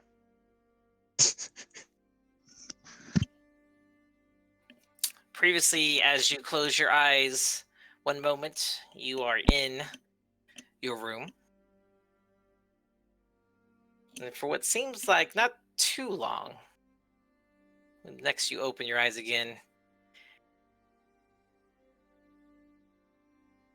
you're in the midst of a large, what looks like almost a farmland. You see kind of the waves of amber kind of just flowing in the distance. Not quite. It's almost of a twilighty type of atmosphere in the sky, but everything is still bright enough where you can see. You're kind of on an empty hill, and as you look down, probably maybe a good mile away from you, you can kind of see the outline of what looks to be some type of a settlement or city. And a little bit closer above that, you see kind of a large manor on the outskirts of that city.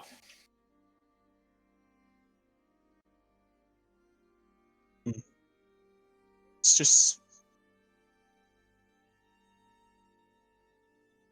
watch it, look at it.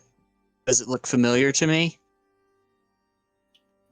Not specifically, but it does. Well, I'll say yes. It looks familiar to you. Starts just kind of slowly walking his way, looking around, starts heading towards that direction. All right. You march towards the direction of the city as it gets closer in your view. Seems like the field that you're in kind of goes on for miles. And then while your eyes are kind of focused on the city, and you kind of feel the brush of the grain against your the sides of your legs and your arms. Eventually you almost notice a point where you're now stepped out of the field. And now the ground is not soft, but hard, rocky. You almost trip a little bit, and when you do, you realize not a hole, but you have a small little pothole. in the Another ground. pit! No! Not another pit, though. I thought about that. But you kind of look, and then as you take your eyes off the city and look back and look around you, now the view has changed. You're no longer in an open field. It's a scarred battleground. And you watch as that same city now is on fire and burning. All around you, you hear the sounds of battle. You hear the clanking of iron. You hear the grunts. Ugh! you hear the explosion of magics. And as you watch down, you look and your attention is drawn towards a line of what looks to be humans and dwarves and elves and even gnomes. You watch human fighters pull out their swords and charge what looks to be a dark orcish army on the opposite end of the field. The fields are burned and scarred now.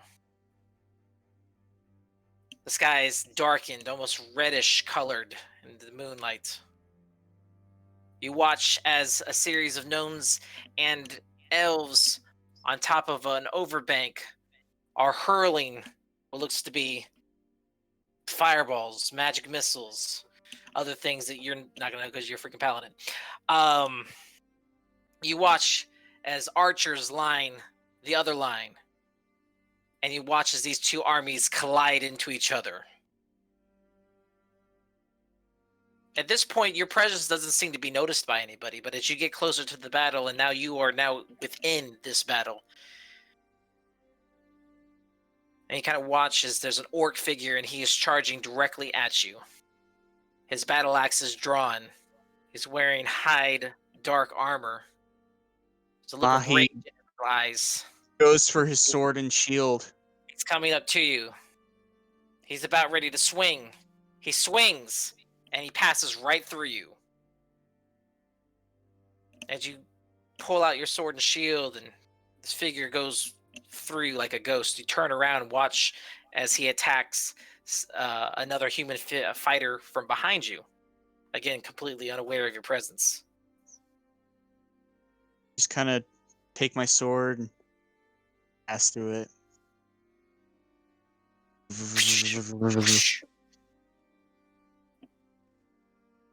You don't seem to make any effects to the world that you're in.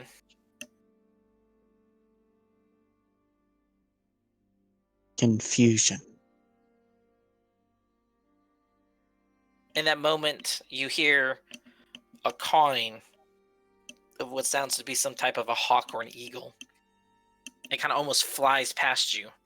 This one, however, doesn't fly through you. It flies kind of nearby. And as it does, it looks at you. Both kind of lock eyes for a moment. And it flies off in the distance. Past that figure, you see a larger humanoid dressed in all this shining plate armor. And he watches, he's got a glowing sword out. And he's surrounded by a circle of orcs. As you continually keep turning, you watch as now the battle's slowly kind of ended. The sounds, distant whispers, and remaining are dead bodies from both sides strung all along. And as you circle back around to this figure, now being the only one left, you watch as the orcs, now more in number, completely surrounded. You watch as the sword flings and flails. Limbs and blood splatter. Eventually, you can no longer see the figure. But you do see the sword lift up in the middle of the horde. And then you watch as the hand releases the grip and the hilt falls.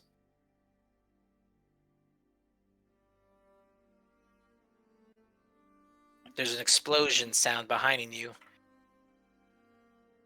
And then a rumbling of the earth. As you get your bearings and the earthquake subsides, as you turn back, the field's now empty. The sword is still laying in the ground in the midst of a burning pile. Look to be possibly bodies, but mostly charred to ash. I walk over to it and I inspect the sword. All right. Go ahead and I roll just kind of perception kneel for me. and look. Yeah. Let me pull it. 18. 18. As you get closer to the sword, you notice it is an exact copy of yours. Ah. Okay. I'll click for Mahi. And me. What would you like to do? Well, I have the sword in my hand, and I've got the identical sword on the ground. What I'm hearing is dual wielding. Right. Double the vengeance. Double the vengeance. I do put the shield on my back. Click it in. Okay. I use my other hand to pick up the sword and just compare the two. Like, All right. what does this mean? As you relinquish your shield and strap it to your back with your free hand, you now reach out for the sword. As you do, you watch as the wind kind of carries off the ashes of this pile, and you watch almost as this sword kind of brittly turns into dust and carried through off to the wind until you're surrounded with nothing but an empty space in front of you.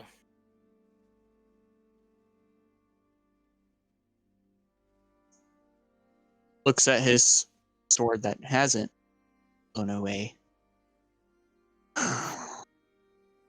It's pulsating.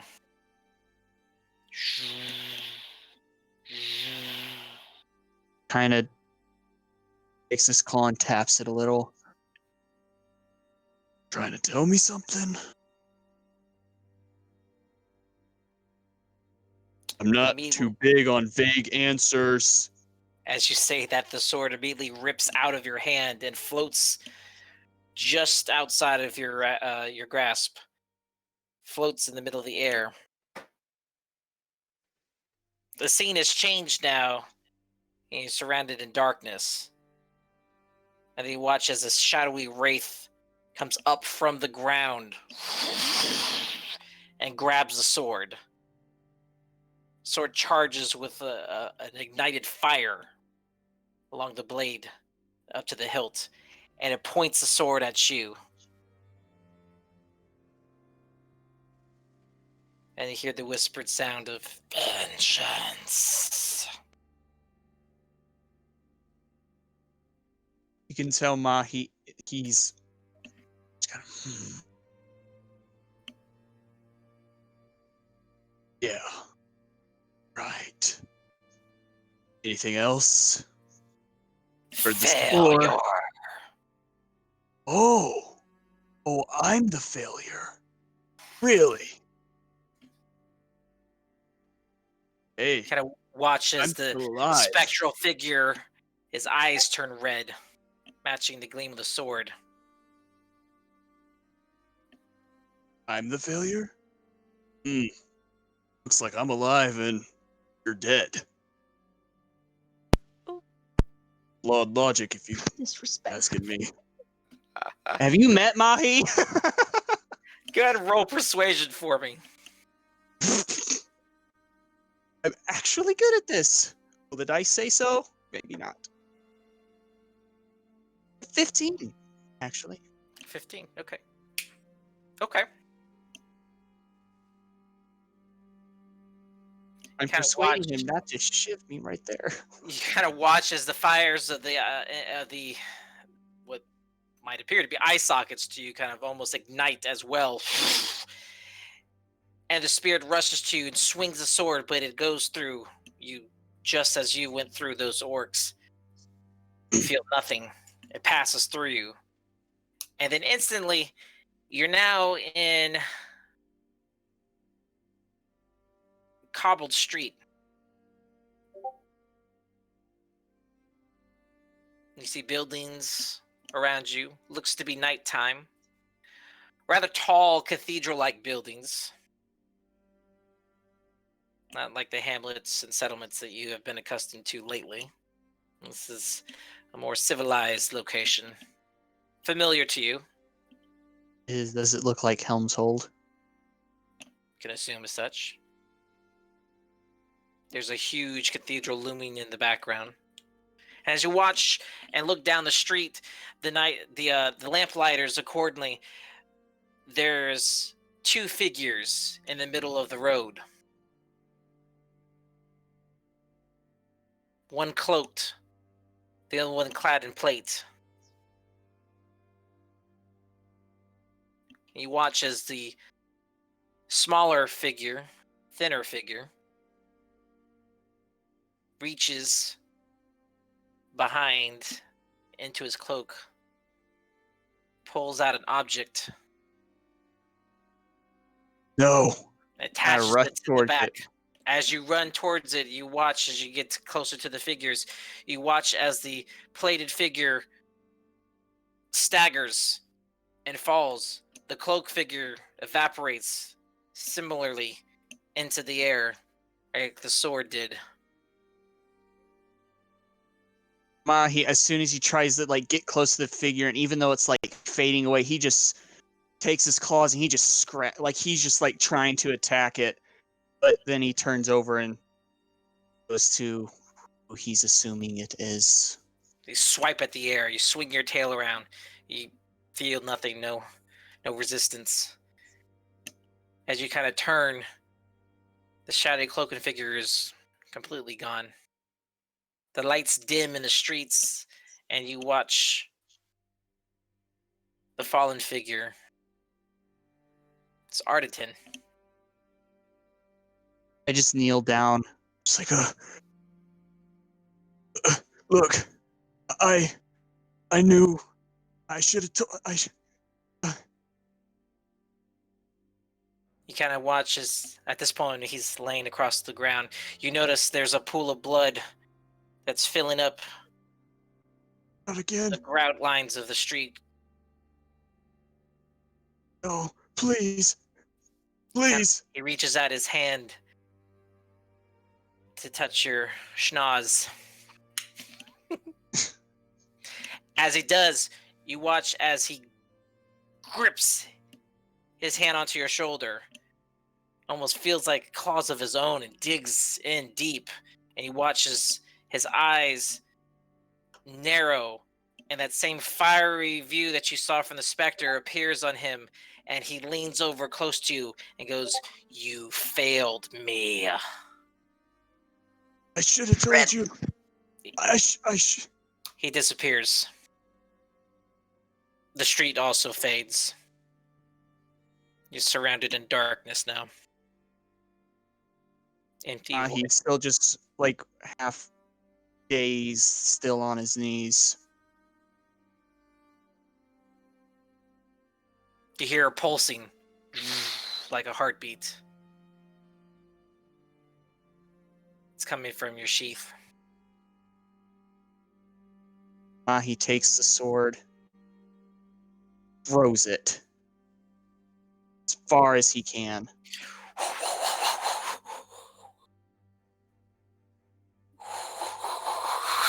It returns back into your hand like a boomerang.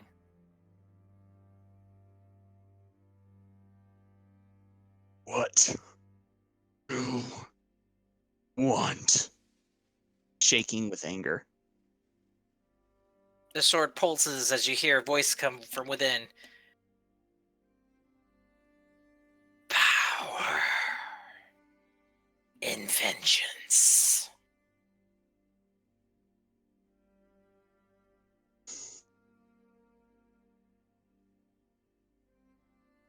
I swear,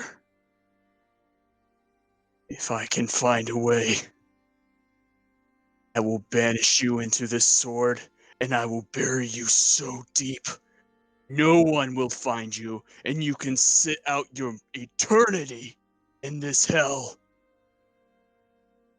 You have made me do things I haven't wanted to do. Think of me as a pawn, as a token, as a minion for your revenge. No, I won't have it. You know, perhaps if you would have came to me some time ago, I would have been tempted by this power. But now I see my path, my new experiences. these new outlooks, the scolding of who I consider friends. I have learned what I've needed to do. I no longer require you or your power to obtain what I desire. I may not be good. I may be one who works with shadow. But I'm going to make sure that all of your kind is extinguished and obliterated. Leave me. And I toss the sword again.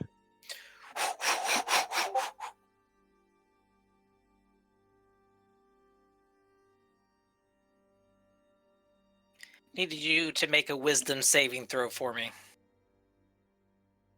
Oh, crap.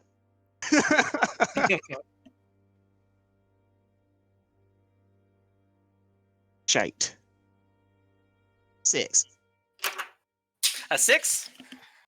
Yeah. Alrighty then. With This advantage time- because I actually wrote all that down and good role player. I'll take Okay. a 6. I'll give you advantage. Hallelujah. That's still shite. That's 13. Whoosh, whoosh, whoosh, whoosh, whoosh, whoosh. This time you watch as the blade first, the sword blade first, pierces and shoots into your basically the center of your chest. Whoosh! You can't breathe. Blood starts pouring out from the cracked armor pieces. The sword's lodged in and starts pulsating even more. I'm trying as hard as I can to pull It this ignites. joker out. As you try to pull it out from your chest. You watch as your view is obscured now by smoke and flame. The flame turns dark. You struggle to breathe. You collapse on the ground.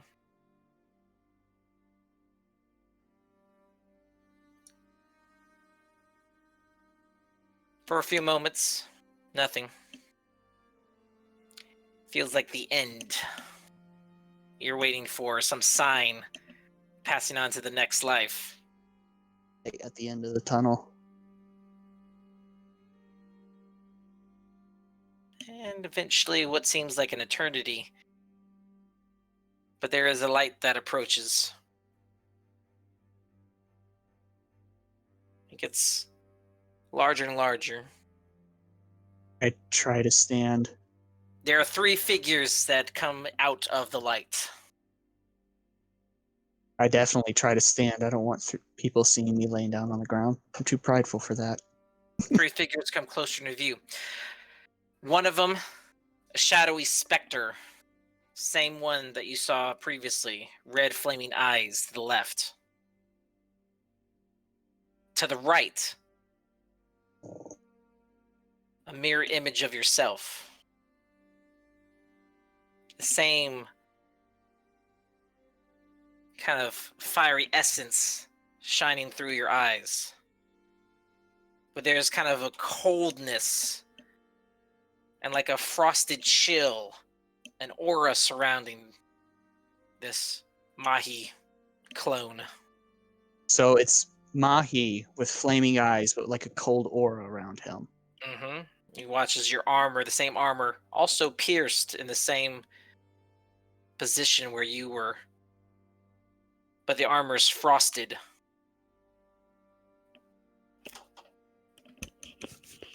There's kind of almost like a ghostly whispering coming out from that direction. The individual's probably about 5 feet spaced apart, so you're kind of in the center, and you turn to your left and your right. In the center, there's a bluish aura. And Ardenton walks towards you. All of them look at you.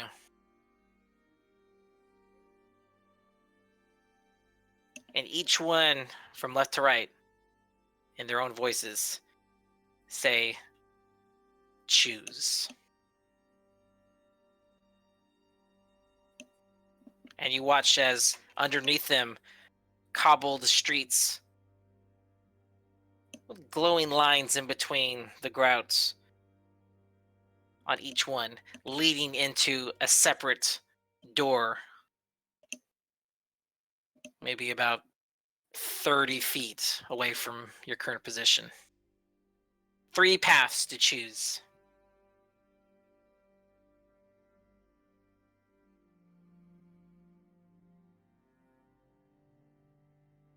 Holy crap.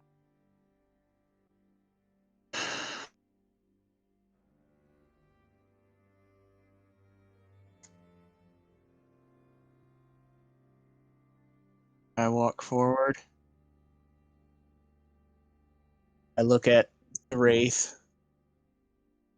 I look at the apparently evil version of myself in Wraith form. They're both I look at motionless, Arden, staring at you.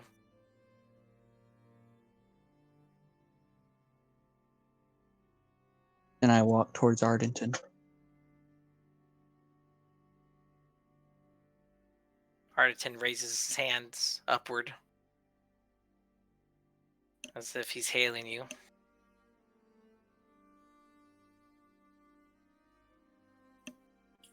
As you walk He goes towards- for like a hail, but then actually walks over and tries to give him a hug. He accepts it and envelops you with both of his arms, pats your back, and pulls you away with keeping his arms. And you're at this point you're taller than what you kind of remember, but you're leaning over him, so he's got his arms kind of stretched outward in an arc, but he's set his hands on your shoulders, and he goes, "Well done, Mahi. Well done."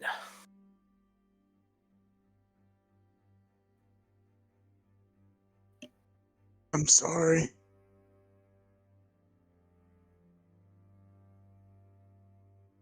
I failed you. I'll make up for it. I swear.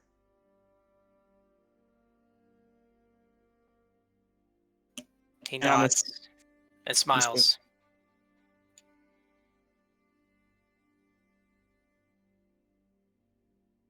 And I guess I continue walking. He turns and he ushers you down the path past him. The other 2 figures kind of both turn to you from their angles, and they kind of stare you down. Ardenton starts heading into the light. As Ardenton walks by, he just turns around and looks at Wraith version of himself in the Wraith. And as he's walking away, he's walking backwards, just gives them both the bird, and then turns around and walks towards the light.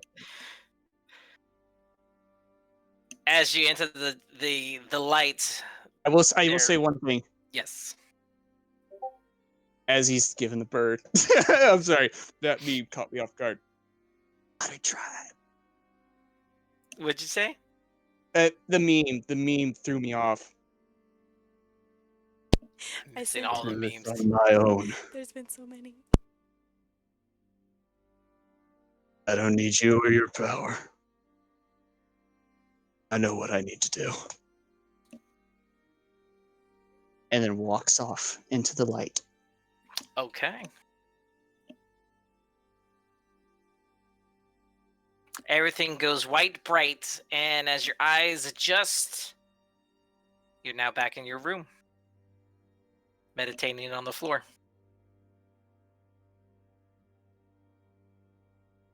He just starts laughing. Like legitimately a hearty laughter.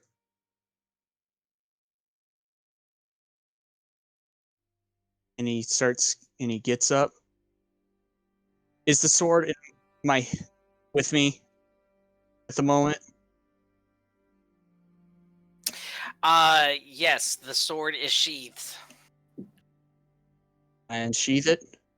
I put it in the exact opposite part of the room. And then I head to my bed. And I don off my shield and my armor, getting ready for bed. Okay. And then Angelo busts in. I need you to roll initiative. Oh, Me? What? Who? Yep. Oh, Got oh, him. oh, What? oh. oh. That's a I keep 19. waiting for the joking, but he's not saying it. So, I know. Have I fun rolled a with that. 19. You rolled a 19 for initiative? Nice. Yeah. This is the second time I went to go take my armor off and go to bed, and I've gotten it shanked. stop sleeping without your armor. It's not normal to sleep with armor on. Yeah, Angelo. You just sleeping without armor? Alrighty. Both of you two so told me he was sleeping. No, I mean trying to tell Pite to go back to sleep. Did you say that you put this in a closet? The sword? Well, I was gonna put it. I was just putting it into the opposite end of the room, whether that be in a closet or just leaned up against the wall. Basically, the farthest away it can be from me. Let's say a closet. Alright, so as you go to lay Closet. down, those closet doors rip off its hinges, poosh, and fly into you. I need you to make a dexterity saving throw. So great at these. Yeah. Well, you should. Do You I have have advantage. I have a situational bonus, which is +2 if I have my shield on me. Is this before or after I take off my armor and take off my shield? You were left in the same physical position that you went to bed in, so therefore you're still armed. Well, without your sword, of course, but Yes. Okay, then that's a +2. I have the shield. Technically. Doesn't matter. 11. 11. Alright, so I need you to take 3 points of bludgeoning damage. The door frames hit you. You try to bring up your shield and block it and knock it out of the way, but shards of the wood kind of hit your face and it hurts a little bit. Readjust your jaw. As you watch the same specter that you saw in the vision is flown out of the sword. And we're in reality now at this point. You pinch yourself just to double check, but this is a real thing. And so he is floating in the room and heading towards you. It is your move.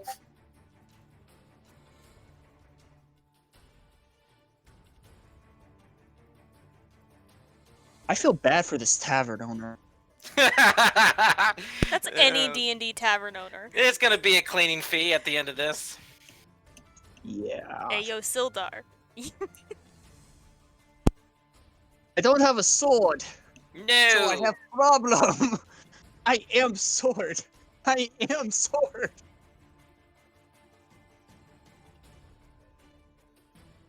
He quickly thinks in his head. And I crap myself. Don't. Is that your action? Yeah, that's my. I crap myself. Can you do that as a bonus action? Maybe. Well, my currently the only weapons I have on me at the moment.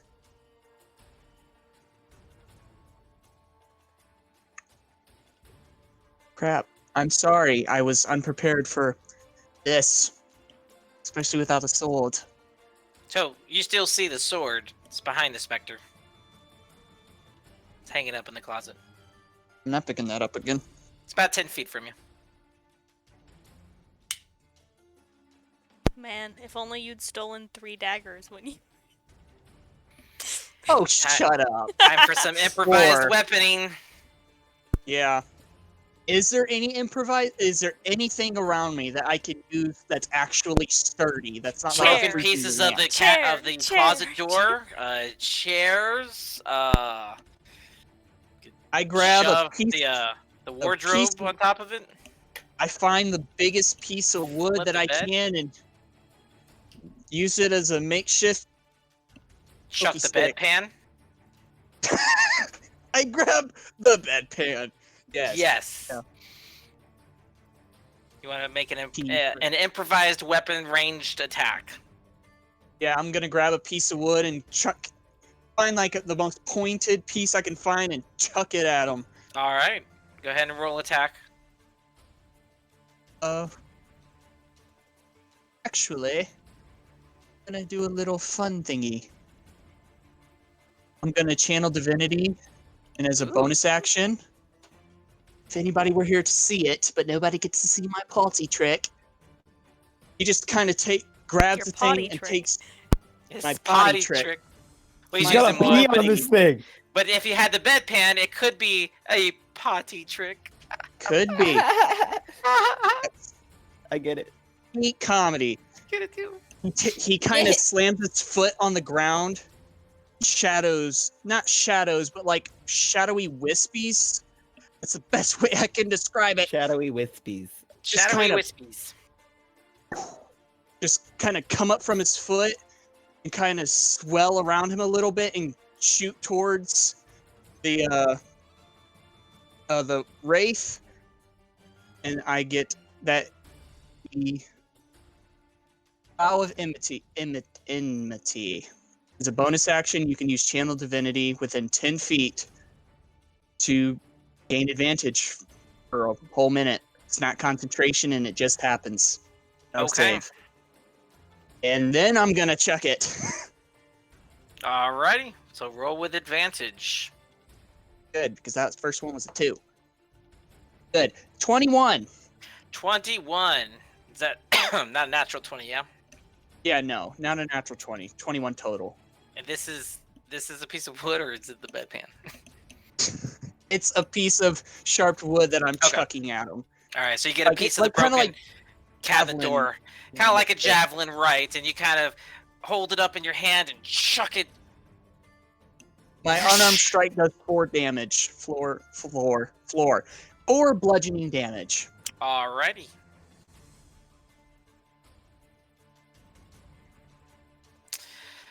Good to know. So you kind of watch as it tears through the specter. You see some of its essence kind of bleeds out from the back end, but it just almost, the specter doesn't seem to pay any mind. It hits the back of the wall and kind of blink, blink, blink, blink. Alrighty. And you said 4 damage? Yes.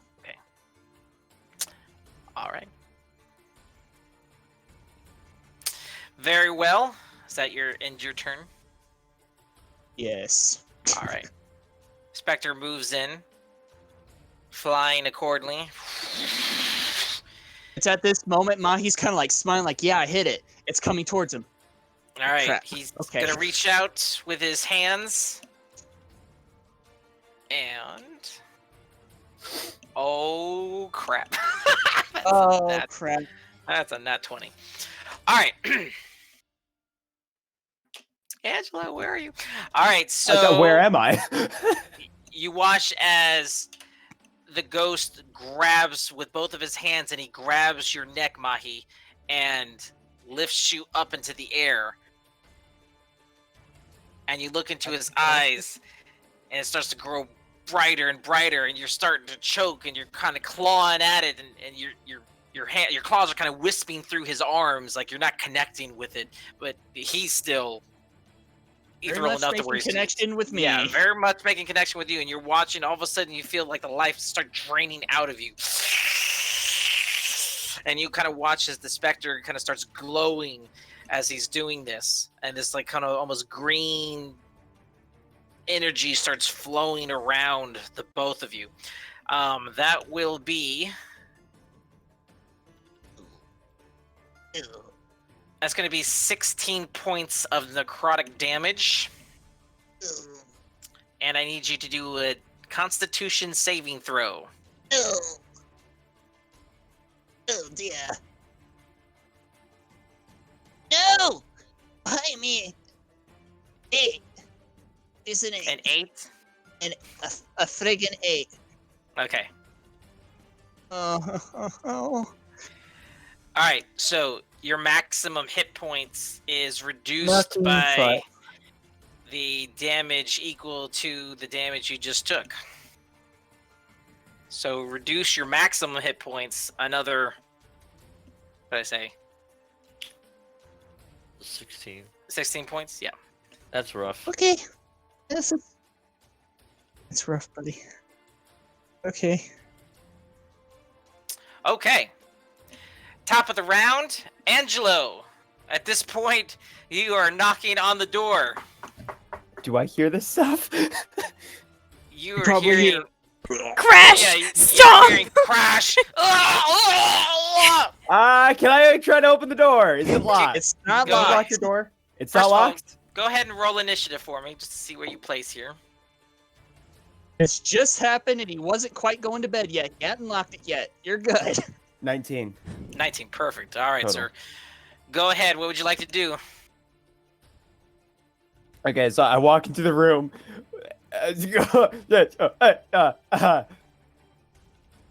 Molly just looked at you and like, He's the like, fudge, dude, help! Pulling out my rapier, insightful fighting. Okay. Bonus action, insightful fighting. Yes. That is a which saving throw? It's a deception check. Yeah, so charisma, right? Okay. Yes. Ooh. 28. You got a what? 28. Ah, crap. I have 17. Zero modifier. I'm You just gotta accept Angelo has god rolls. It just happens. I honestly, it's not that he has god rolls, it's that he has bond modifiers. Yeah, okay. Yeah, I can't do anything with that. I can't freaking... Okay. So, advantage. I'm gonna go and try to attack it. Okay. Rapier piercing? Yeah. All Wait, right, go ahead. insightful fighting I don't think gives advantage. I think it just allows me to add sneak attack. I don't think it gives me advantage. I think you just said advantage. Did you not? I did say advantage, and we'll double check that again. See, I thought what happened was it gives Oh him yeah, advantage. you can use because- your sneak attack against the target even if you don't have advantage. That's what I'm remembering. Okay. Okay, yeah. Yeah. So yeah, you can obviously sneak attack. Okay. I'm gonna try to hit. Technically, you probably had advantage anyway, just because you're flanking him from behind. Do I? You don't need it. Go ahead. Just roll. Okay. I just want to make sure. 15. 15 hits. Okay. Oh, that sneak attack damage.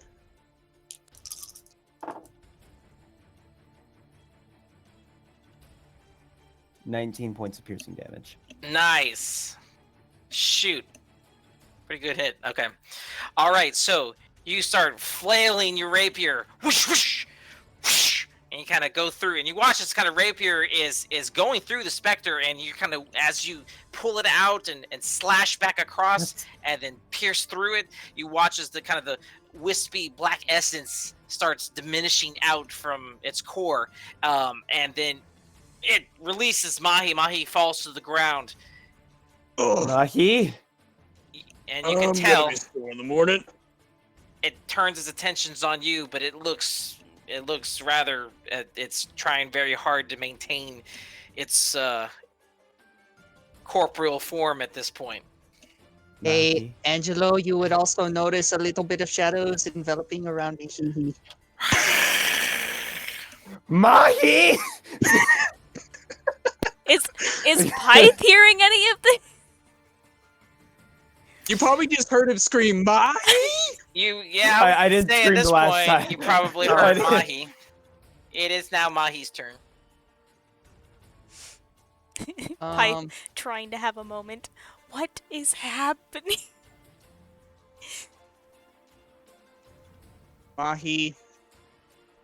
Oh shoot! I forgot I have 2 attacks per action now. Oh, Okay. we're level 5. Yeah, I forgot about that. I'm going to look at the sword for just like a half a second, shake my head, and then I go for 2 unarmed strikes. Like I'm clawing at this Joker. Okay. Go ahead and roll. And your enemy Natural thing is, 14 plus 6. okay, yeah. So, That'll roll. That's the first attack. All right. So 4 damage, unarmed strike. 17. That still hits. Okay, that's another 4 damage. I'm going to bonus action try to sweep the leg with my tail. Sweep the Sweep the floating wispy freaking leg. ghost with your tail. Godzilla style tail whip / shove doohickey. I don't know. Figure it out later. Thing, you know, the tail thing.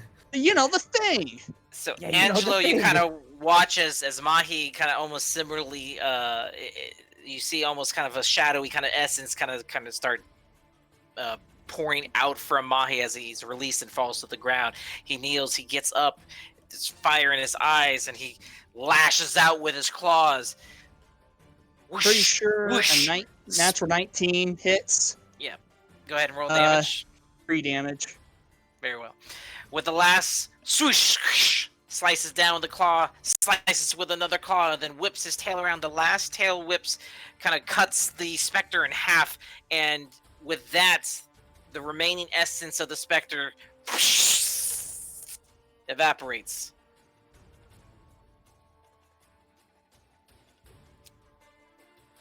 And then you watch for just a short moment, and then you watch the same dark energy kind of coalesce back into the room, and then shoots into the sword in the closet. The sword glows slightly for a moment, and then stops. If we're out of initiative, then the shadows just kind of and just leave Mahi. Just disappear into the floor. You both wait a few moments. There's no more reaction from the sword or anything else in the room. Paladin, are you alright? Thanks to you. Can Pyth at this point have heard the commotion and just... Yeah, I'm gonna be sore in the morning. DM. As you are crying, are you really in the mode to be kind of... Okay. Crying's crying. If there's a fight going on, Pyth's gonna be there. Go ahead and roll perception. With disadvantage. Even though we were screaming, Angelo didn't scream, that was me. Mahi may have screamed. Yep. Okay, but that's normal. Mahi normally just roars and screams and he's very obnoxious. No, I think this actually has happened, like where we could hear him like yelling through a wall for whatever Yeah. reason he was yelling at his it sword. was actually this very same tavern, and Mahi said, "Would you two lovers shut up?" And then you kick the wall. Talking to Archer Sounds and about Python. right. What'd you get, Python? Well, you see, my first roll, I got my passive, and it was a 16, so... Nah. Second one, I got a nat 1. Good job. No. You are consumed with your Emotion. experience at this point that you hear thumping, and the immediate thought is, guys, seriously, I'm having a moment. And you hit the back wall, It's kind of fair too, Getting to be it honest. on Like, but oh, you don't that's suspect just Mahi anything. being Mahi at again. 2 in the morning. Pipe is trying to figure out who's getting it on. She knows that we're the only party who's staying at this place currently. So, process of elimination time. Uh-oh. No. But she thinks Angelo has gone to look for Tor. So Mahi and Tommy. Oh no! More accurately, We Pyth haven't just... even got to Tavith yet. More accurately, Pyth just hears nothing.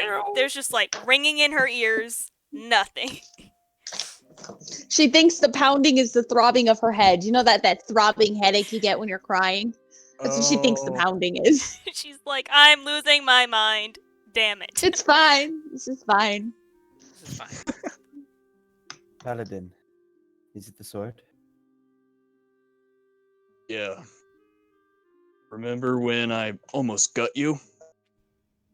That was him. You said no, I forgot that. Yeah. Oh. All right.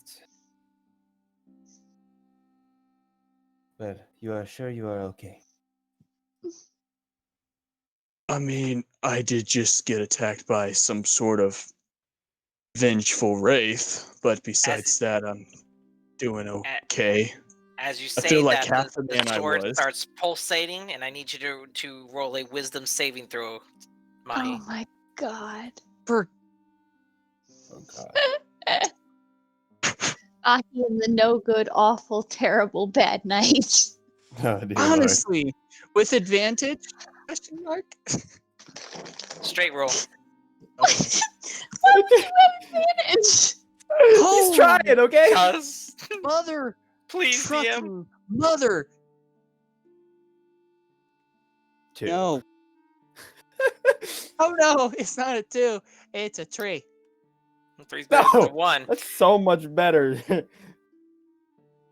You kind of watch as Mahi kind of tells you that his words kind of start trailing off and his attention is drawn to the closet.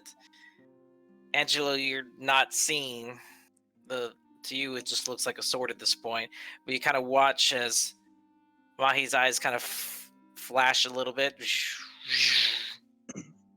and immediately Mahi runs over to the closet and grasps the sword, Stab me.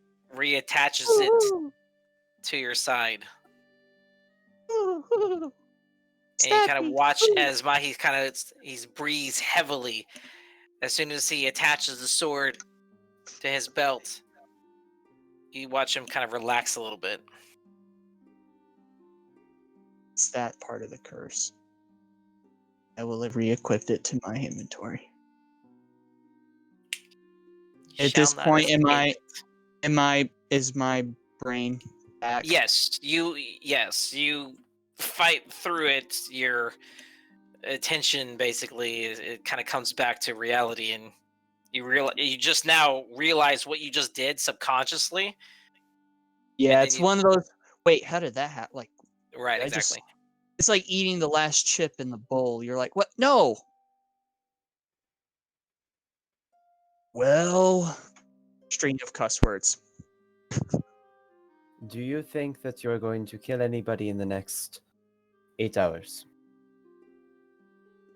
No. All It right, I need only you to. happens if somebody hits me. Well, Usually. let's hope nobody hits you. I need you to stand outside of Beethoven's door until I'm back. It's like I don't need everyone's- a babysitter. babysitting duty. Don't know- don't let her leave.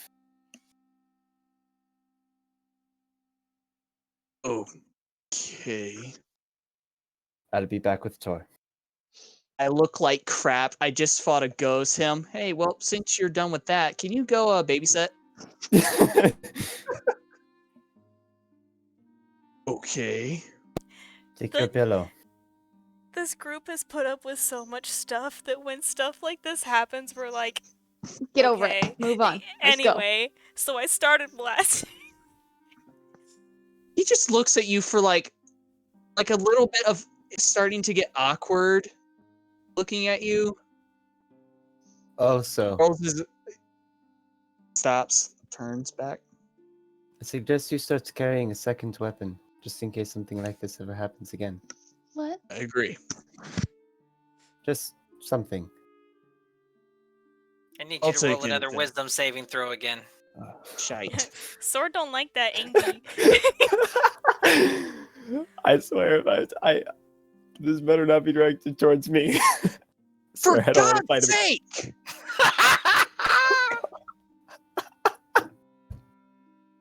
Oh no!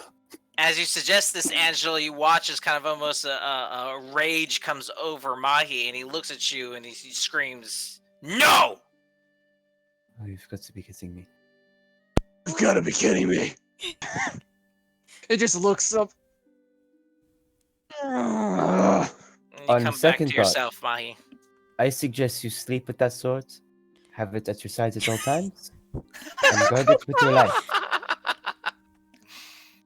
Right. And as he's rubbing his brow, he's giving you the middle finger as he's rubbing his brow. Right. Also, make sure it is well fed and it gets enough rest, Feeding it means killing something. Polish and it. you do as well. So, I will be back, and Python will be fine. You go to sleep. I will be back. He said, actually, that sounds like a terrible idea. Go to As you're walking out, he's slowly shutting the door. Think smart, and he finished the sentence, and he shuts the door. No. And Go back in the fridge, Angelo's gonna head outside to start looking for Tor. All right. All right, Mahi. To finish you up, any last requests for the I'd evening? begrudgingly go to bed with the sword at my side. But he's still probably gonna get a more peaceful sleep than he's gotten in quite some time. All righty. Very unrestfully, you attempt to. This will, I believe, replenish back your health points. I to hope maximum. so. So it's temporary. I'm back to As normal. as you attempt to reclaim what's left over of this night and try to get some sleep, you toss and turn. At which point, in the middle of the night, at the very part where you lose your subconscious, you're back in that 3 paths area again. And you're on the path that you have chosen. There's the white door frame in front of you. No one else, no other figures around you. But you are trying to reach out, and as you push your hands towards the lights, there's kind of a physical resistance, like a film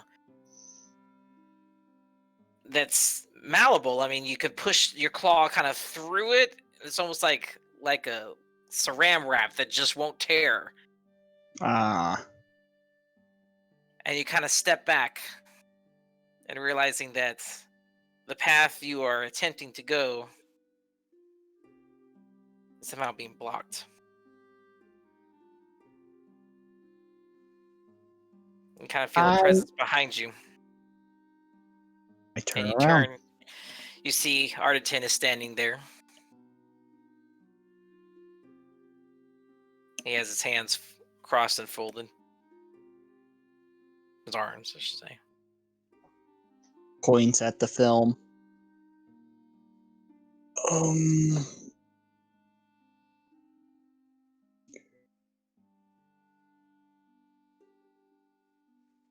Just kind of wait. Like, Arditin, you kind of say that, you kind of like point there and go, Arditin shakes his head and he looks and nods over to your belt. that makes sense. I swear as soon as I can, I will do everything I can to get this off me. I'll talk to Corlin. Maybe he knows something to break curses. Hurts him. Every syllable in that sentence pained him. Arditin nods and he says, "You've chosen the path well, Mahi. But this is just the beginning of your journey."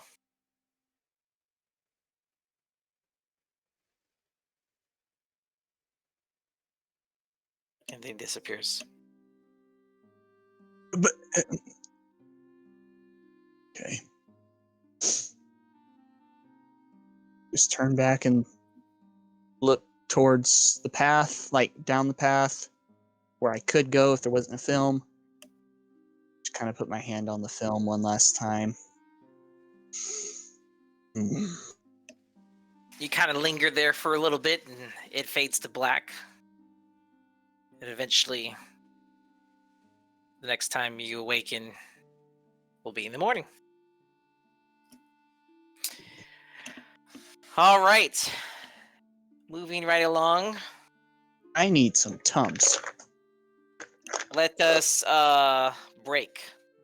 Break. Oh my god. Okay. I am so tired, just so you guys know. I've had such a long work week.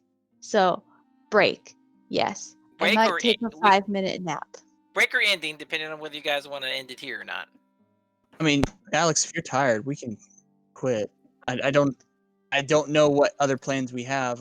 Yeah, I kind of have to get up If you're so tired, early don't tomorrow force, too. don't force Well, Hold on, yourself. anyways, Angelo. say farewell to the recording for now. But yes. Possibly